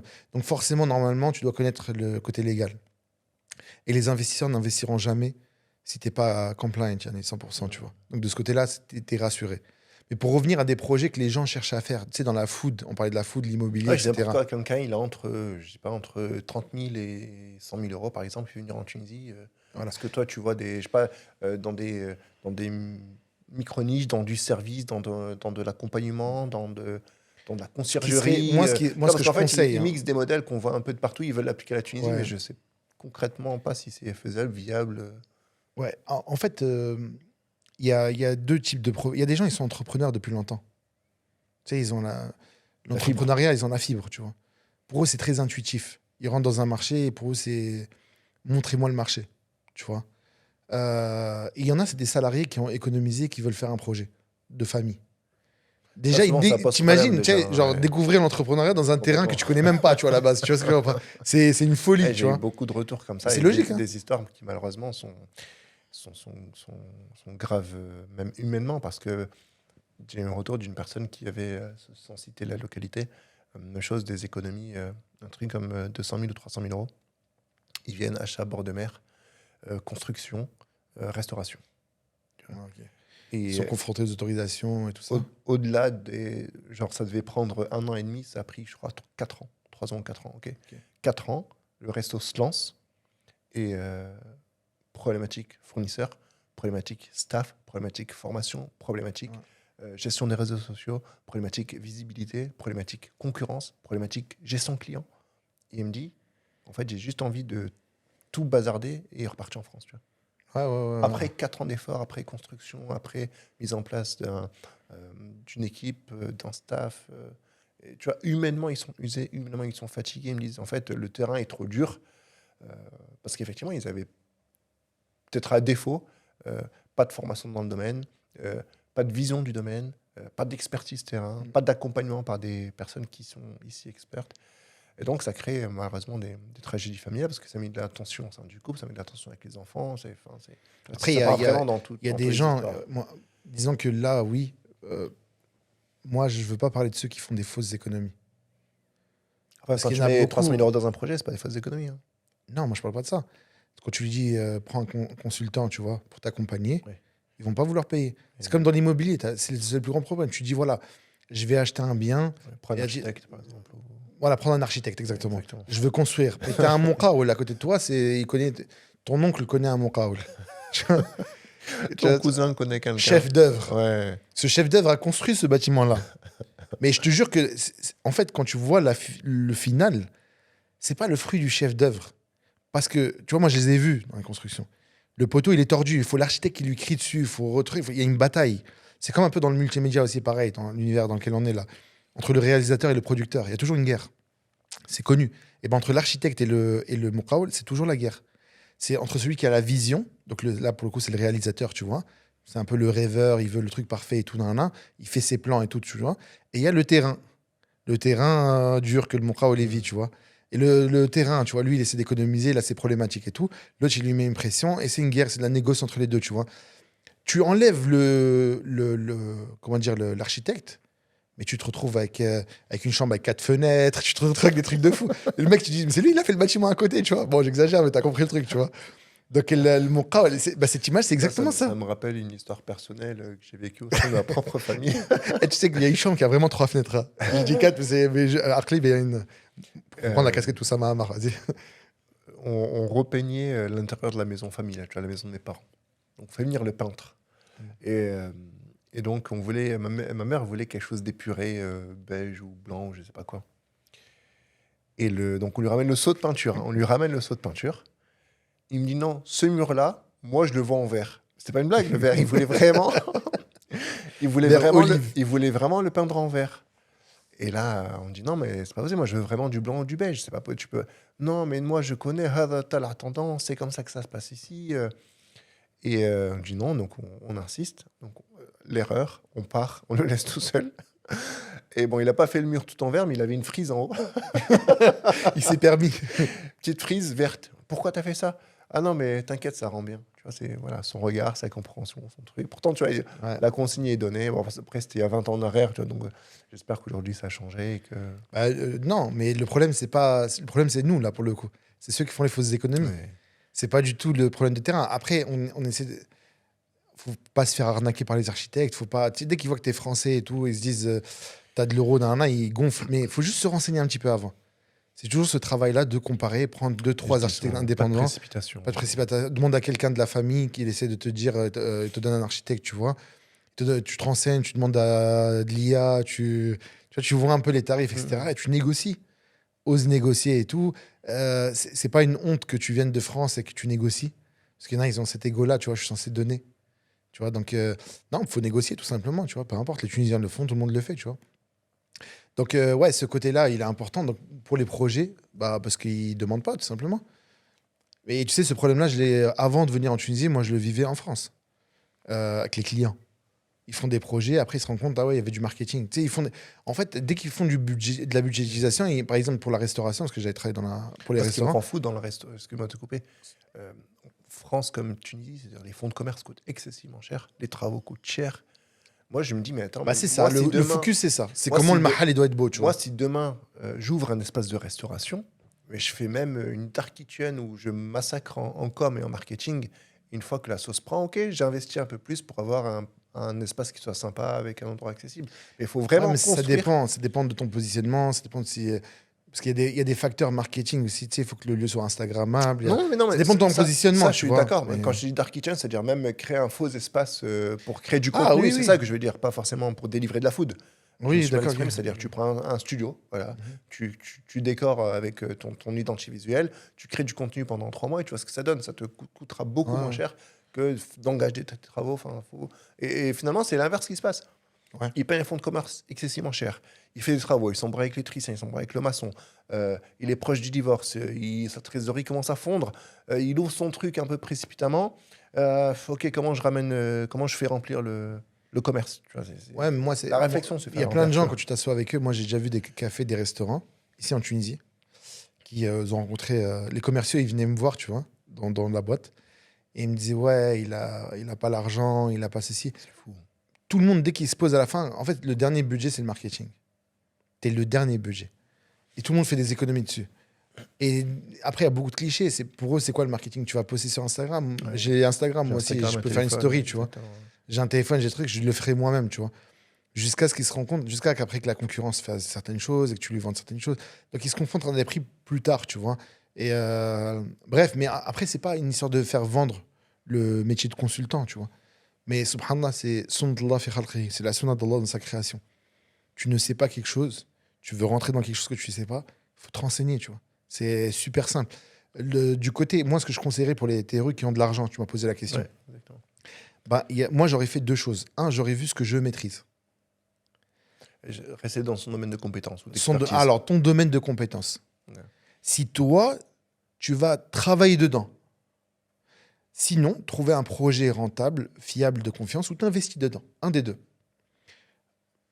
Pour et contre, c'est très simple. Quand tu fais un truc toi-même, tu peux bien évidemment avoir moins de charges de démarrage, etc. Parce que c'est toi qui fais les choses, tu vois. Le temps de faire démarrer les choses, etc. Pas dans tout, hein, mais en tout cas, tu peux économiser une partie. L'avantage aussi, c'est qu'on t'arnaque pas facilement, tu vois. C'est-à-dire que tu comprends le métier, hein. Exactement. On parle pas de coûts et de marché et tout, on parle du métier. Donc ça veut dire, sur un aspect qualitatif, pour sortir un produit, tu peux suivre de A à Z, tu vois. Donc tu connais ton métier. Je suis restaurateur de métier. Il y a bon là, pour le coup, c'était pas un expat, c'est un Tunisien, un influenceur qui a voulu ouvrir un resto, parce qu'un resto, pour eux, c'est les trucs qui marchent automatiquement, tu vois. Ça, mais j'ai l'impression qu'ils font ça plutôt pour une image de marque ou une image de positionnement, non? Non, Je sais non, pas. c'est Toi qui rare. connais ce domaine beaucoup mieux que moi, Non, est-ce c'est qu'ils rare. cherchent c'est vraiment rare. à faire de l'argent avec ces espaces? Parce que des fois, je sais pas. Je sais Bon, pas. moi, je veux pas rentrer. Il y a des choses, c'est pour du blanchiment d'argent. Ça, c'est connu. Tu vois, je te le dis clairement, tu vois. Il y a des zones, il n'y a aucune rentabilité dedans. Quand tu fais parles de. du Est-ce resto. Est-ce que c'est en lien. Là, parce qu'on parlait des influenceurs qui font un resto, tu m'as dit blanchiment Non, c'est d'argent. rare d'avoir un resto. Les influenceurs qui font des restos, c'est souvent des gens avec qui on utilise l'image. C'est pas eux qui font le resto. Ah, c'est-à-dire que c'est un prête-nom. C'est un prête-nom. Comme un peu ce qu'on voit. Et ça se fait beaucoup avec les filles. Ouais, en avec les Tunisie. filles, mais c'est ce qu'on voit, ça me fait penser aux Turcs, là, CZN, là, tu vois, il en a un peu à Dubaï, un peu de partout. Mais j'ai appris que tu avais un gros homme d'affaires turc qui était quasiment financeur de tout, et lui, effectivement, il met son image en termes de vitrine, et on pense Oui, mais c'est que leur son métier. Hein. resto. Effectivement, c'est leur, C'est leur métier, oui, c'est leur c'est métier. C'est-à-dire, il n'est pas seul à faire ça, Ouais, quoi. ouais, exactement, c'est leur métier. Donc, en général, tu as un investisseur, il trouve une femme, par exemple, qui a 2 millions en Tunisie, mais genre, c'est de la macro-influence, genre actrice ici et tout, tu vois. Et il dit, ouais, je veux investir, tac, je veux que tu viennes, tu sais, tu sois le brand, et je t'associe. Elle a dit, j'ai un resto. Ils sont associés au projet. Associé, Ok. juste pour l'image. Ouais, ouais. Mais c'est beaucoup pour eux, c'est le resto de Foulaine, tu vois. Ouais, bien sûr. Ok. Mais il y a 2-3 filles qui l'ont fait. Les autres, ils font pas c'est pas leur métier, ils peuvent pas le faire, tu vois. Mais il y en a un qui a essayé de le faire. Il m'a dit, ouais, non, mais la food, ça marche. Il y a 2 choses qui marchent en Tunisie, ils te disent. La nourriture et les habits, les vêtements. 2 choses, ils te disent, ça marche. C'est vrai, les vêtements, ça marche aussi. Tu sais pas comment, mais les Tunisiens consomment. Tu dis, ouais, c'est la pauvreté et tout, mais ça Quand consomme je de vois fou. Hein. le prix des habits des marques tunisiennes, Oui, oui. sûrement en citer 3, je sais pas, existe, la marque Ouais, H, je sais quoi. Bon, H&A, là. ouais, H&A. H&A, plus une autre marque. Je suis rentré par curiosité, mais les prix, c'est impressionnant. Hein. C'est-à-dire, Oui. même quand tu fais de la conversion en euros, ce qu'il ne faut pas faire, Oui. ça coûte excessivement cher. Oui, exactement. Mais c'est ça, c'est lié à la taille du marché. Là. Tu m'amènes sur le sujet de l'industrie versus la taille du marché, tu vois. Quand tu produis en local. Donc quand tu sors tu veux monter. Par exemple, il n'y aura jamais de marque de luxe en Tunisie. Pourquoi ça? Bah, il n'y a ni le marketing possible. Parce que une marque de luxe, c'est quoi? C'est un marketing de luxe. C'est Ok. tout. Qualitativement, ils peuvent le faire parce qu'ils le produisent déjà. Ouais. Les Tunisiens sont exportateurs. Mais pour le vendre en interne, tu n'as pas assez de marché. Qui va t'acheter Le pays est trop petit. Exactement. C'est-à-dire que si tu fais une marque tunisienne de luxe, il faut travailler à l'export. Mais tu ne peux exporter que. En fait, quand tu dis marque de luxe, tu penses pas Ça seulement renvoie des marque. imaginaires, ça renvoie à des, Ça parle de Paris, ça parle de visions, ça parle l'Italie. de Paris, Milan. Tu peux pas dire Tunis. Ouais. Ok. Non, mais je le dis même pas en. Ouais, non, truc. j'ai compris. C'est qu'il n'y a pas le Factuellement, brand du ouais. pays qui va avec le luxe. Ok. C'est-à-dire quand tu prends la gamme des influenceurs, la gamme des brands, même, je vais te le dire ça clairement, il n'y a même pas de marque de luxe en Tunisie. Louis Vuitton et tout, ils ne sont pas installés. Ah, c'est-à-dire en tant qu'ils ont. Même Ils ont pas adressé le franchise. marché Exactement. en Tunisie. Et la raison, elle est simple. Ça aussi, pareil, c'est des trucs que, bon, moi, j'étudie parce que je suis confronté à ça dans la partie consulting. Mais quand tu prends la partie infrastructure, fais rouler une Lamborghini en Tunisie. Qu'est-ce qui se passe? Bah, je sais pas, roule un peu. La première chose à laquelle tu fais face, Ouais. c'est les trous et les dodanes, Ouais. tu vois. Déjà, dernièrement, tu sais que la Tunisie en fait rentrer les bus chinois. Je sais pas si tu le savais, mais voilà. Ok. Donc, ils ont fait, c'est des accords. À base, ils récupéraient les restes de la France. Maintenant, ils ont ramené les nouveaux bus chinois, tu vois. Pour les transports publics, c'est ça? Ouais, transport public. Ok. Des bons bus chinois, tu vois. Ils sont jeunes, si tu les as vus passer. Pas comme les autres. Les autres, c'est vraiment le bus français. Ils ont même pas custom. Hein. Tu le reconnais, c'est les anciens bus de France, tu vois. Ok. Tu vois, le bus chinois, il est plus bas. Ils ont éclaté des dodanes dans plein de zones, tu vois, pour qu'ils puissent passer. Tu vois, ça, par exemple, c'est une réalité concrète. Tu vois, donc, il y a des coulis. Et si je te dis, par exemple, faisons de la trottinette électrique, une start-up, comme partout, tu vois, tu passes bip, nanana, tu vois. Bon, tu comprends déjà pourquoi ça s'est enlevé de l'Europe. Tu dois suivre un petit peu les. Heureusement qu'ils nous ont devancés. En Turquie, pareil, ils ont ces problèmes-là, tu vois, parce que ça existe, mais ils ont limité à certaines zones. Mais tu prends la Tunisie, où vas-tu rouler en trottinette électrique? Tu vois. Donc, le business de la trottinette électrique, il n'a jamais été. Il n'a pas connu d'ubérisation. Il a connu un côté comme de la location. Donc, tu vas à côté de la Marsa, tu vas au lac, zéro et tout. Tu as des routes un peu trucs. Et tu as des points clés où tu vas louer, en gros, ta trottinette électrique, ta petite moto électrique et tout. Tu fais un petit tour. Et bah là, tu as le dos. Tu vois, genre, tu dis, vas-y, je vais faire un petit tour et je reviens. Tu as 1 heure devant toi. Donc, c'est pas le c'est business. pas pensé comme un projet de mobilité. Exactement. C'est pas un projet de mobilité. Exactement, tu vois. Alors que parce qu'il manque l'infrastructure. D'un espace à un autre, il y a toute une infrastructure qui est manquante, qui fait que cette idée-là, c'est pas parce que les Tunisiens ne l'ont pas eu, tu vois. Et ça, c'est-à-dire tu peux mesurer dessus plein de secteurs, dont le financier, la fintech et tout, tu vois. Et alors, je te rassure, il y a beaucoup d'améliorations. Et il y a des trucs qui se passent en off que je découvre, tu vois, jour après jour. Genre, juste aujourd'hui, par exemple, tu vois. Là, Justement, du coup, on a essayé d'aborder un certain nombre de thématiques. On a fait un gros focus sur ton expertise. On a parlé un peu de restauration, un peu d'immobilier, un peu des points de vigilance, un peu avoir le regard à adopter quand on ouais. veut faire des affaires ici, le fait de pourquoi pas se baquer à des locaux, peut-être pour aller plus vite ou pour accéder à certains marchés. Ok. Moi, je veux faire un petit point sur la partie argent, sur la partie gestion du dinar, sur la partie pourquoi pas rapatriement de fonds, sur la réalité économique locale d'une boîte ici en Tunisie. Est-ce que c'est facile? Est-ce que c'est difficile? Est-ce qu'il y a des problématiques? Bon, là encore, ça vient encore de changer avec la loi de finances là, 2026. Ouais. Justement, j'interviewe prochainement, je te le dis en exclu pour notre audience, Si. une personne justement qui va décrypter avec nous cette loi de finances 2026. Ok. Il y a une vidéo qui sort bientôt concernant Oui, concernant le domaine des affaires, mais du coup, il faut que ce soit mis à jour. Tous ces aspects-là, comment on compose ici en Tunisie, j'ai eu le plaisir de recevoir Maître Adam Okrani qui me disait que quasiment 60% de l'économie tunisienne, elle est informelle. Oui. Comment on compose avec ça? Comment on fait avec ça? Est-ce qu'on...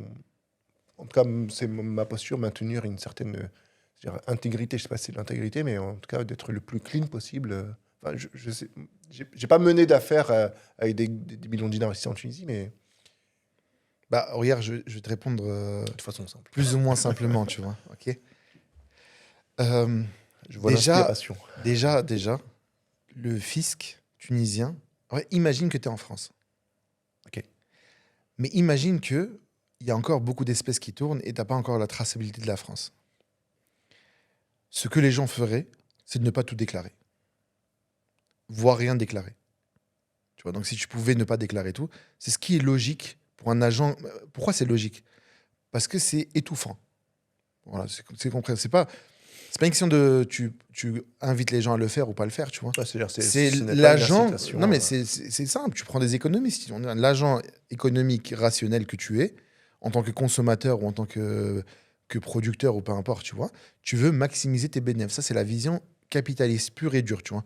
Et le bénéfice dans le monde capitaliste, c'est purement matériel. Il n'y a pas au-delà, il n'y a pas d'éthique. Si ce n'est l'éthique qui te donne la maximisation. Ok. Quand j'ai cette maximisation aujourd'hui, qu'est-ce que je vais chercher? Bah, j'ai envie de te dire, j'ai un restaurant. Si je déclare tout mon chiffre d'affaires, bah, je vais me faire tarter beaucoup plus, tu vois. Ok. Surtout surtout.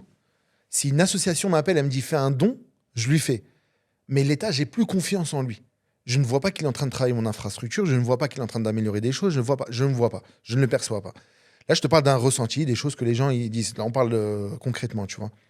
À partir de là, tu comprends aussi que bah, c'est informel. Aujourd'hui, il y a plein de projets qui ouvrent, qui sont informels. D'ailleurs, il y a des gens qui font du commerce, par exemple, à travers la Libye ou l'Algérie et tout, qui n'ouvrent pas de mahal ou qui créent des deuxièmes mahal cachés et tout, tu vois. Parce que quand une patrouille passe et qu'il y a un contrôle et tout, ben, il te faut des factures pour tout ce qu'on voit, tu vois. Donc, cette visibilisation de tes produits, etc., il y en a, ils le fuient. Il y en a, ils créent un stock off, tu vois, où tu ne connais pas. Donc à chaque fois, ils sortent des trucs, ils ont la même facture pour des produits qui changent vraiment pas, tu vois. Donc dès que tu vends un truc, tu ramènes un truc et tu gardes la même facture. Et le truc, c'est quoi? C'est que quand tu prends ce facteur-là, tu dis, bah, le facteur fiscal, la Tunisie n'est pas bien placée niveau fisc.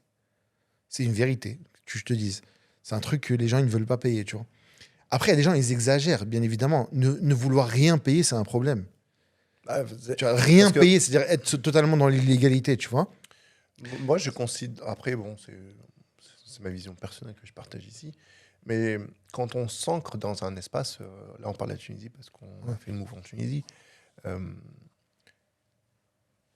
mais de par l'effort d'installation, de par le choix du pays, de par la volonté à son échelle de vouloir contribuer à quelque chose de mieux et de meilleur, Mhm. je pense que contribuer aux recettes de l'État, en tout cas pour moi, c'est une bonne chose. Tu vois. Mais bien évidemment, dans tous les mondes, c'est comme ça. Oui, Après, les gens, c'est juste que. Je t'ai dit, le paradoxe, c'est quoi? C'est que l'État te demande 10 euros, tu es en train de le fuir. L'association te demande 10 000 euros, tu lui donnes. T'as compris, il est où le truc? T'as l'impression de faire du bien dans l'association et qu'ils font une communication autour de leur impact, tu vois. Lorsque l'État, tu ne comprends pas où vont l'argent. Ok. Par exemple, je prends la vignette de l'automobile en Tunisie. Tu connais la vignette? Ouais, vignette. Ah, c'est la vignette, tu vois. Là, on va passer en 2026. Faites Voilà, attention exactement. d'ailleurs. T'as un laps, Si vous êtes il considère un arrêté, certain laps, tu vois, genre un truc. Mais t'as la vignette 2026. Ok. À quoi sert la vignette? Pourquoi les gens payent une vignette? C'est quoi la justification de la vignette? La vignette est censée entretenir les routes sur laquelle que tu dégrades avec tes roues. Tu vois, toi, tu roules, ta voiture pèse et tout. Bah, il faut entretenir. Mais il n'y a pas d'entretien. Donc, à partir de là, les gens ils disent, mais pourquoi je fais ça, tu vois? Et ça, c'est aussi c'est lié à la communication de l'État et tout, tu vois. Par exemple, si l'État communiquait plus comme des projets associatifs, par exemple, on a tel projet d'autoroute et tout qui coûte tant, tu vois. Cette année, les vignettes font telle recette, tu vois. Voilà l'impact, voilà l'objectif, voilà. en termes de Peut-être transparence, de la chiffres, de transparence, tu visibilité. vois. Parce que théoriquement, là, un État est transparent, des données publiques et tout, théoriquement. Mais personne ne les lit, personne ne les comprend. Et la plus grande transparence, c'est voir un impact dans ton quotidien. Si moi, les bus n'ont pas changé, la route n'a pas changé, tu peux pas me dire que tu as fait quelque chose, tu vois. Même si tu es en train de faire quelque chose. Mais je ne le vois pas. Donc cette communication peut-être manquante, tu vois, fait que bah, les gens, ils sentent qu'ils donnent de l'argent pour rien. En fait, ils font vivre l'État dans ses dettes, etc. Tu vois. Donc je me dis, en plus, ils m'étouffent. Ils ne me demandent pas 10%, ils ne me demandent pas 20%, ils ne me demandent pas 30%. Avec tout le truc, la logique française installée en Tunisie, tu vois, bah, tu as les revenus, bah, tu sais, sur les dividendes, sur les revenus de l'entreprise, sur ce que toi tu vas te verser, sur ton salaire, sur les salaires des Mais gens. c'est-à-dire, si Sur le vous truc. pensez venir en Tunisie, Non, c'est pas, en pas du tout percevoir un argument cet fiscal, non. espace comme étant un paradis fiscal, c'est pas du Non, tout non, le c'est cas. pas du tout le cas. C'est pas du tout le cas. Après, c'est la vérité. Les gens ne déclarent pas tout, tu vois. C'est une vérité que l'État a acceptée, qui vit avec pour l'instant, jusqu'à ce que ils deviennent de plus en plus bah, dans la logique du contrôle, tu vois. Ils se développent jusqu'à tout tracer. Très difficile de dire aux Tunisiens enlever toute la monnaie, tu vois, parce qu'il y a encore toute une Il y infrastructure a qui est basée énormément de dessus. liquide en circulation. Moi, quand je vais dans des Exactement. banques, c'est des énormes valises presque, tu vois, qui sont posées au guichet. Ouais, Ou bien tu as même c'est un système que je connaissais pas, mais dans certains espaces, tu as des personnes qui viennent récupérer de l'argent, un peu comme la Brinks en France, des trucs comme oui, ça, tu oui, vois. oui, oui. Ils viennent, ils passent et, de façon fréquente pour redéposer tout ce liquide tout le temps, tout le temps, tout le Ouais, temps. Mais à des fréquences importantes, tu vois, parce que tu n'as que du liquide qui tourne essentiellement. exactement. Donc Ok. ouais, moi je le vois dans ce sens-là. Donc l'informalité, c'est le fruit de ce que je te dis modestement, tu vois. Pour pas faire de ces épisodes un épisode à rallonge, mais ça me permet d'avancer quand même, j'ai trois questions à te poser sur c'est quoi pour toi la compétence clé ou la compétence la plus importante quand tu veux venir ici en Tunisie? Euh, c'est ton expertise, c'est ton réseau, c'est ton argent. Qu'est-ce que toi tu perçois sur ça? Euh, Ensuite, dans la même trame, le test ultime ou bien l'information suprême à dire, OK, avec ça, on est à peu près certain que le business va s'ancrer dans la Tunisie dans un temps long. Mhm. Et la dernière, euh, si le MISAB d'aujourd'hui, il devait donner un conseil au MISAB C'est beau. d'il y a 6 7 ans dans le domaine des affaires, Ouais, lequel serait-il? d'accord. Ou qu'est-ce que ce serait? On commence par le premier. Ouais, sur la compétence clé. Alors, plus généralement, Ou tu parles que business? Adaptabilité, business, vu qu'on va essayer de faire un focus business, plutôt business. Mais après, Franchement, ça pas peut pour, s'étaler, encore une fois, plein de choses. pas pour que ce soit poétique et tout, mais l'empathie. L'empathie. Ouais. Ok. C'est, Je m'attendais pas à cette réponse. Ouais, je m'y attendais pas non plus. Je m'y attendais pas non plus. Je cherchais un bon truc, tu vois, un beau truc. Non, mais Qu'est-ce que tu entends par empathie? bah, je t'explique en gros. C'est cette compétence à toujours comprendre son terrain, à toujours se mettre à la place. L'empathie, c'est se mettre à la place de la personne, concrètement, tu vois. Donc, pourquoi ils pensent comme ça? Et ça, d'ailleurs, c'est ce qui marche dans le business. Et ça marche dans tout, dans ta vie, dans tout, tu vois. Et ça répond en même temps à l'autre question sur la durabilité, tu vois, parce que l'empathie, elle permet quoi? Elle permet de se recycler. Le problème des projets, je peux pas te donner un conseil à quelqu'un, de dire comment faire pour ton projet, il s'éteint jamais. C'est entre les mains d'Allah, tu vois. Donc, tu fais un projet aujourd'hui, il ferme demain. Il y a une dynamique de l'économie qui fait que bah, ça a muté, tu n'as pas muté avec. Il y a un secteur qui ferme, il y a un secteur qui ouvre, etc. Tu vois. Donc ça, rester sur place, c'est comme si tu te dis, en fait, là, c'est chez moi. Je dois comprendre où je suis, comment ça fonctionne. Aujourd'hui, je fais ça. Je dois anticiper. Je sais aussi comment ça s'éteint. J'ai vu mon expérience, c'est pas seulement comment je commence. Mais tu sais, cette fameuse question qu'on pose dans le consulting et tout, genre, c'est quoi la fin de ton projet? C'est une question super dure, hein. C'est genre, par exemple, de Jebs, tu as commencé ça. À quel moment tu arrêtes? C'est incroyable quand c'est chaud, tu vois. Question philosophique, vous avez. Mais c'est Ça chaud, va durer hein, 4 heures. Hein. On avait 2 heures ici, ça va durer 4 heures. Donc, à quel moment, genre, comment tu te vois muter et tout, et à quel moment tu as fini le game, tu vois? Bien sûr. Parce que tout a une fin, tu vois. Complètement. Donc, ton projet là, de restaurant ou de immobilier, etc., nous, on voit, on se dit, vas-y, d'abord, j'atteins ce palier-là, après, je verrai. Mais en même temps, il faut se dire, voilà, il y a des plans A et des plans B, etc., là, tu vois. Faut toujours se cultiver sur ce qui nous entoure, Ça, c'est hyper les important. opportunités. C'est pour ça que je parlais de l'empathie. Dans le sens où tu te mets à la place de beaucoup de personnes, tu vois, dans la façon dont ils te traitent, dans la façon dont ils te regardent, mais dans la façon aussi dont ils font du business, tu vois. Donc, qu'est-ce qui fait qu'il réussit, tu vois? Qu'est-ce qui fait qu'il échoue? Qu'est-ce qui fait... Donc, faut être un peu super curieux et se mettre à la place des gens, tu vois. Je dirais ça. Et du coup, pour terminer, si tu devais parler au MISAB d'il y a 6-7 ans, Oh, je lui quand parlerai il est pas. venu, Je l'aime pas. c'est pas. Pourquoi je parle avec lui là? Vas-y, viens. Qu'est-ce que tu as à lui dire? Ouais. Quel conseil tu lui donnerais aujourd'hui? Bah, à l'époque, je sais pas, là, tu me rentres dans. Tu connais cette règle de Allah ou mina shaitan. Le si appartient à Satan, tu vois. Oui, mais en tout C'est- cas, ça nous permet d'avoir un conseil précieux. Bah, c'est tout et ce surtout que un c'est- retour d'expérience, tu vois. C'est surtout ça que j'aimerais qu'on partage. Moi, je pense que, modestement, il a pris les gifles qu'il fallait qu'il prenne et il a appris ce qu'il devait apprendre, tu vois. C'est-à-dire, en gros, il y a des erreurs que j'ai fait, mais j'ai pas envie de lui donner C'est ces erreurs qui ont fait qu'il est aujourd'hui, tu vois ce que je veux dire ou pas? Enfin, c'est bête de répondre. Enfin, je sais pas si c'est Non, bête c'est de pas pas, qu'on me réponde. c'est pas. Mais c'est c'est que pas- je trouve que c'est difficile de dire il aurait fallu qu'il sache ça, mais il aurait pas pu le savoir, tu vois. C'est là où il y a là où mina shaitan, tu vois. L'ancrage terrain et l'échec, il est primordial. Ouais. Mais moi, ce dont Sans je suis sortir là, des grandes si phrases, je vois ce la missable meilleure là, des réussites, c'est l'échec. Tu vois, je serais fier de ce message sur un point, tu tout vois, ce à l'époque. storytelling-là. À l'époque, il avait déjà, t'as vu, je parle de moi comme ça, c'est chaud, tu vois. il avait déjà cette vision de apprendre et connaître le terrain. Jusqu'à aujourd'hui, j'ai tout le temps gardé cette dynamique, tu vois. Donc, dans mes rendez-vous, dans ceci, je découvre toujours des choses, toujours, tout, ça change. Et c'est ça qui a fait que, alors, oui, il s'est précipité, oui. Il a démarré vite, il n'avait pas assez de fonds pour patienter et tout, oui. Donc, il aurait peut-être dû coffrer plus ou faire les meilleurs choix, etc., dans la dépense, etc. Il y a plein de trucs à optimiser.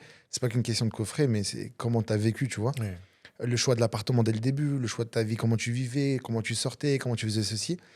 Tu ne sens pas, ça va super vite ici, c'est incroyable, tu vois. C'est magique même, tu vois. C'est un sourd. C'est un tour de Ça, c'est le Joker, ça. Ça, c'est le Joker, ça. Ouais, je lui aurais dit ça, c'est vrai. Mais sinon, bah, non, je suis content de son apprentissage, tu vois. Donc, c'est ça. Merci beaucoup. Merci beaucoup Merci à toi. de ton temps. Merci beaucoup pour les précieuses informations que tu partages avec Bah, nous. j'espère, mais faut Et, que quelqu'un me remplace, tu vois. Non, mais en fait, Faut que la chaise. et c'est ce que je dis, à l'audience, c'est que The Jebs, il se construit avec vous. Donc je dis vraiment merci beaucoup parce que j'avance aussi avec vous. Et donc on a deux formats, un format qui est le vendredi avec des experts terrain sur des problématiques soit macro, soit micro, soit sur des thèmes spécifiques. Donc, on invite des avocats, on invite des notaires, on invite des experts comptables ou des personnes qui ont des boîtes ici en Tunisie. Et ensuite, on a commencé un projet qui s'appelle Tunisie Vraie, dans lequel ces fauteuils vont accueillir des personnes qui sont venues ici en Tunisie s'installer et partager leur regard, leur vécu, leur expérience. Mais aussi, et d'ailleurs je vous le dis, on est à la fin de cette vidéo, mais je le partage avec vous, c'est que j'apprécie beaucoup les échanges avec Missab. Plaisir vraiment, et c'est sincère. Et je te l'ai déjà dit, mais j'aimerais vraiment, voilà, on va créer un 3e format. Il n'a pas de nom encore, on ne sait pas comment il va s'appeler, mais tu vois, ces échanges comme ça qui durent et qui nous permettent de comprendre un peu ta réalité et de rebondir dessus. Moi, j'apprécie beaucoup, j'aime beaucoup. Et donc, voilà, ça va être un 3e format qui va être disponible. Si vous avez des idées de noms à donner à cet espace, partagez-les en commentaire, on va les lire et on fera un espèce de, je sais pas, de tri ensemble ou de live pour lequel on choisira. Je ne sais pas encore la forme, mais en tout cas, vous êtes ici chez vous. Merci d'être présent. Merci de partager vos retours. Et abonnez-vous pour ne rien rater. Mais ça va encore, merci à toi. Let's go. Merci.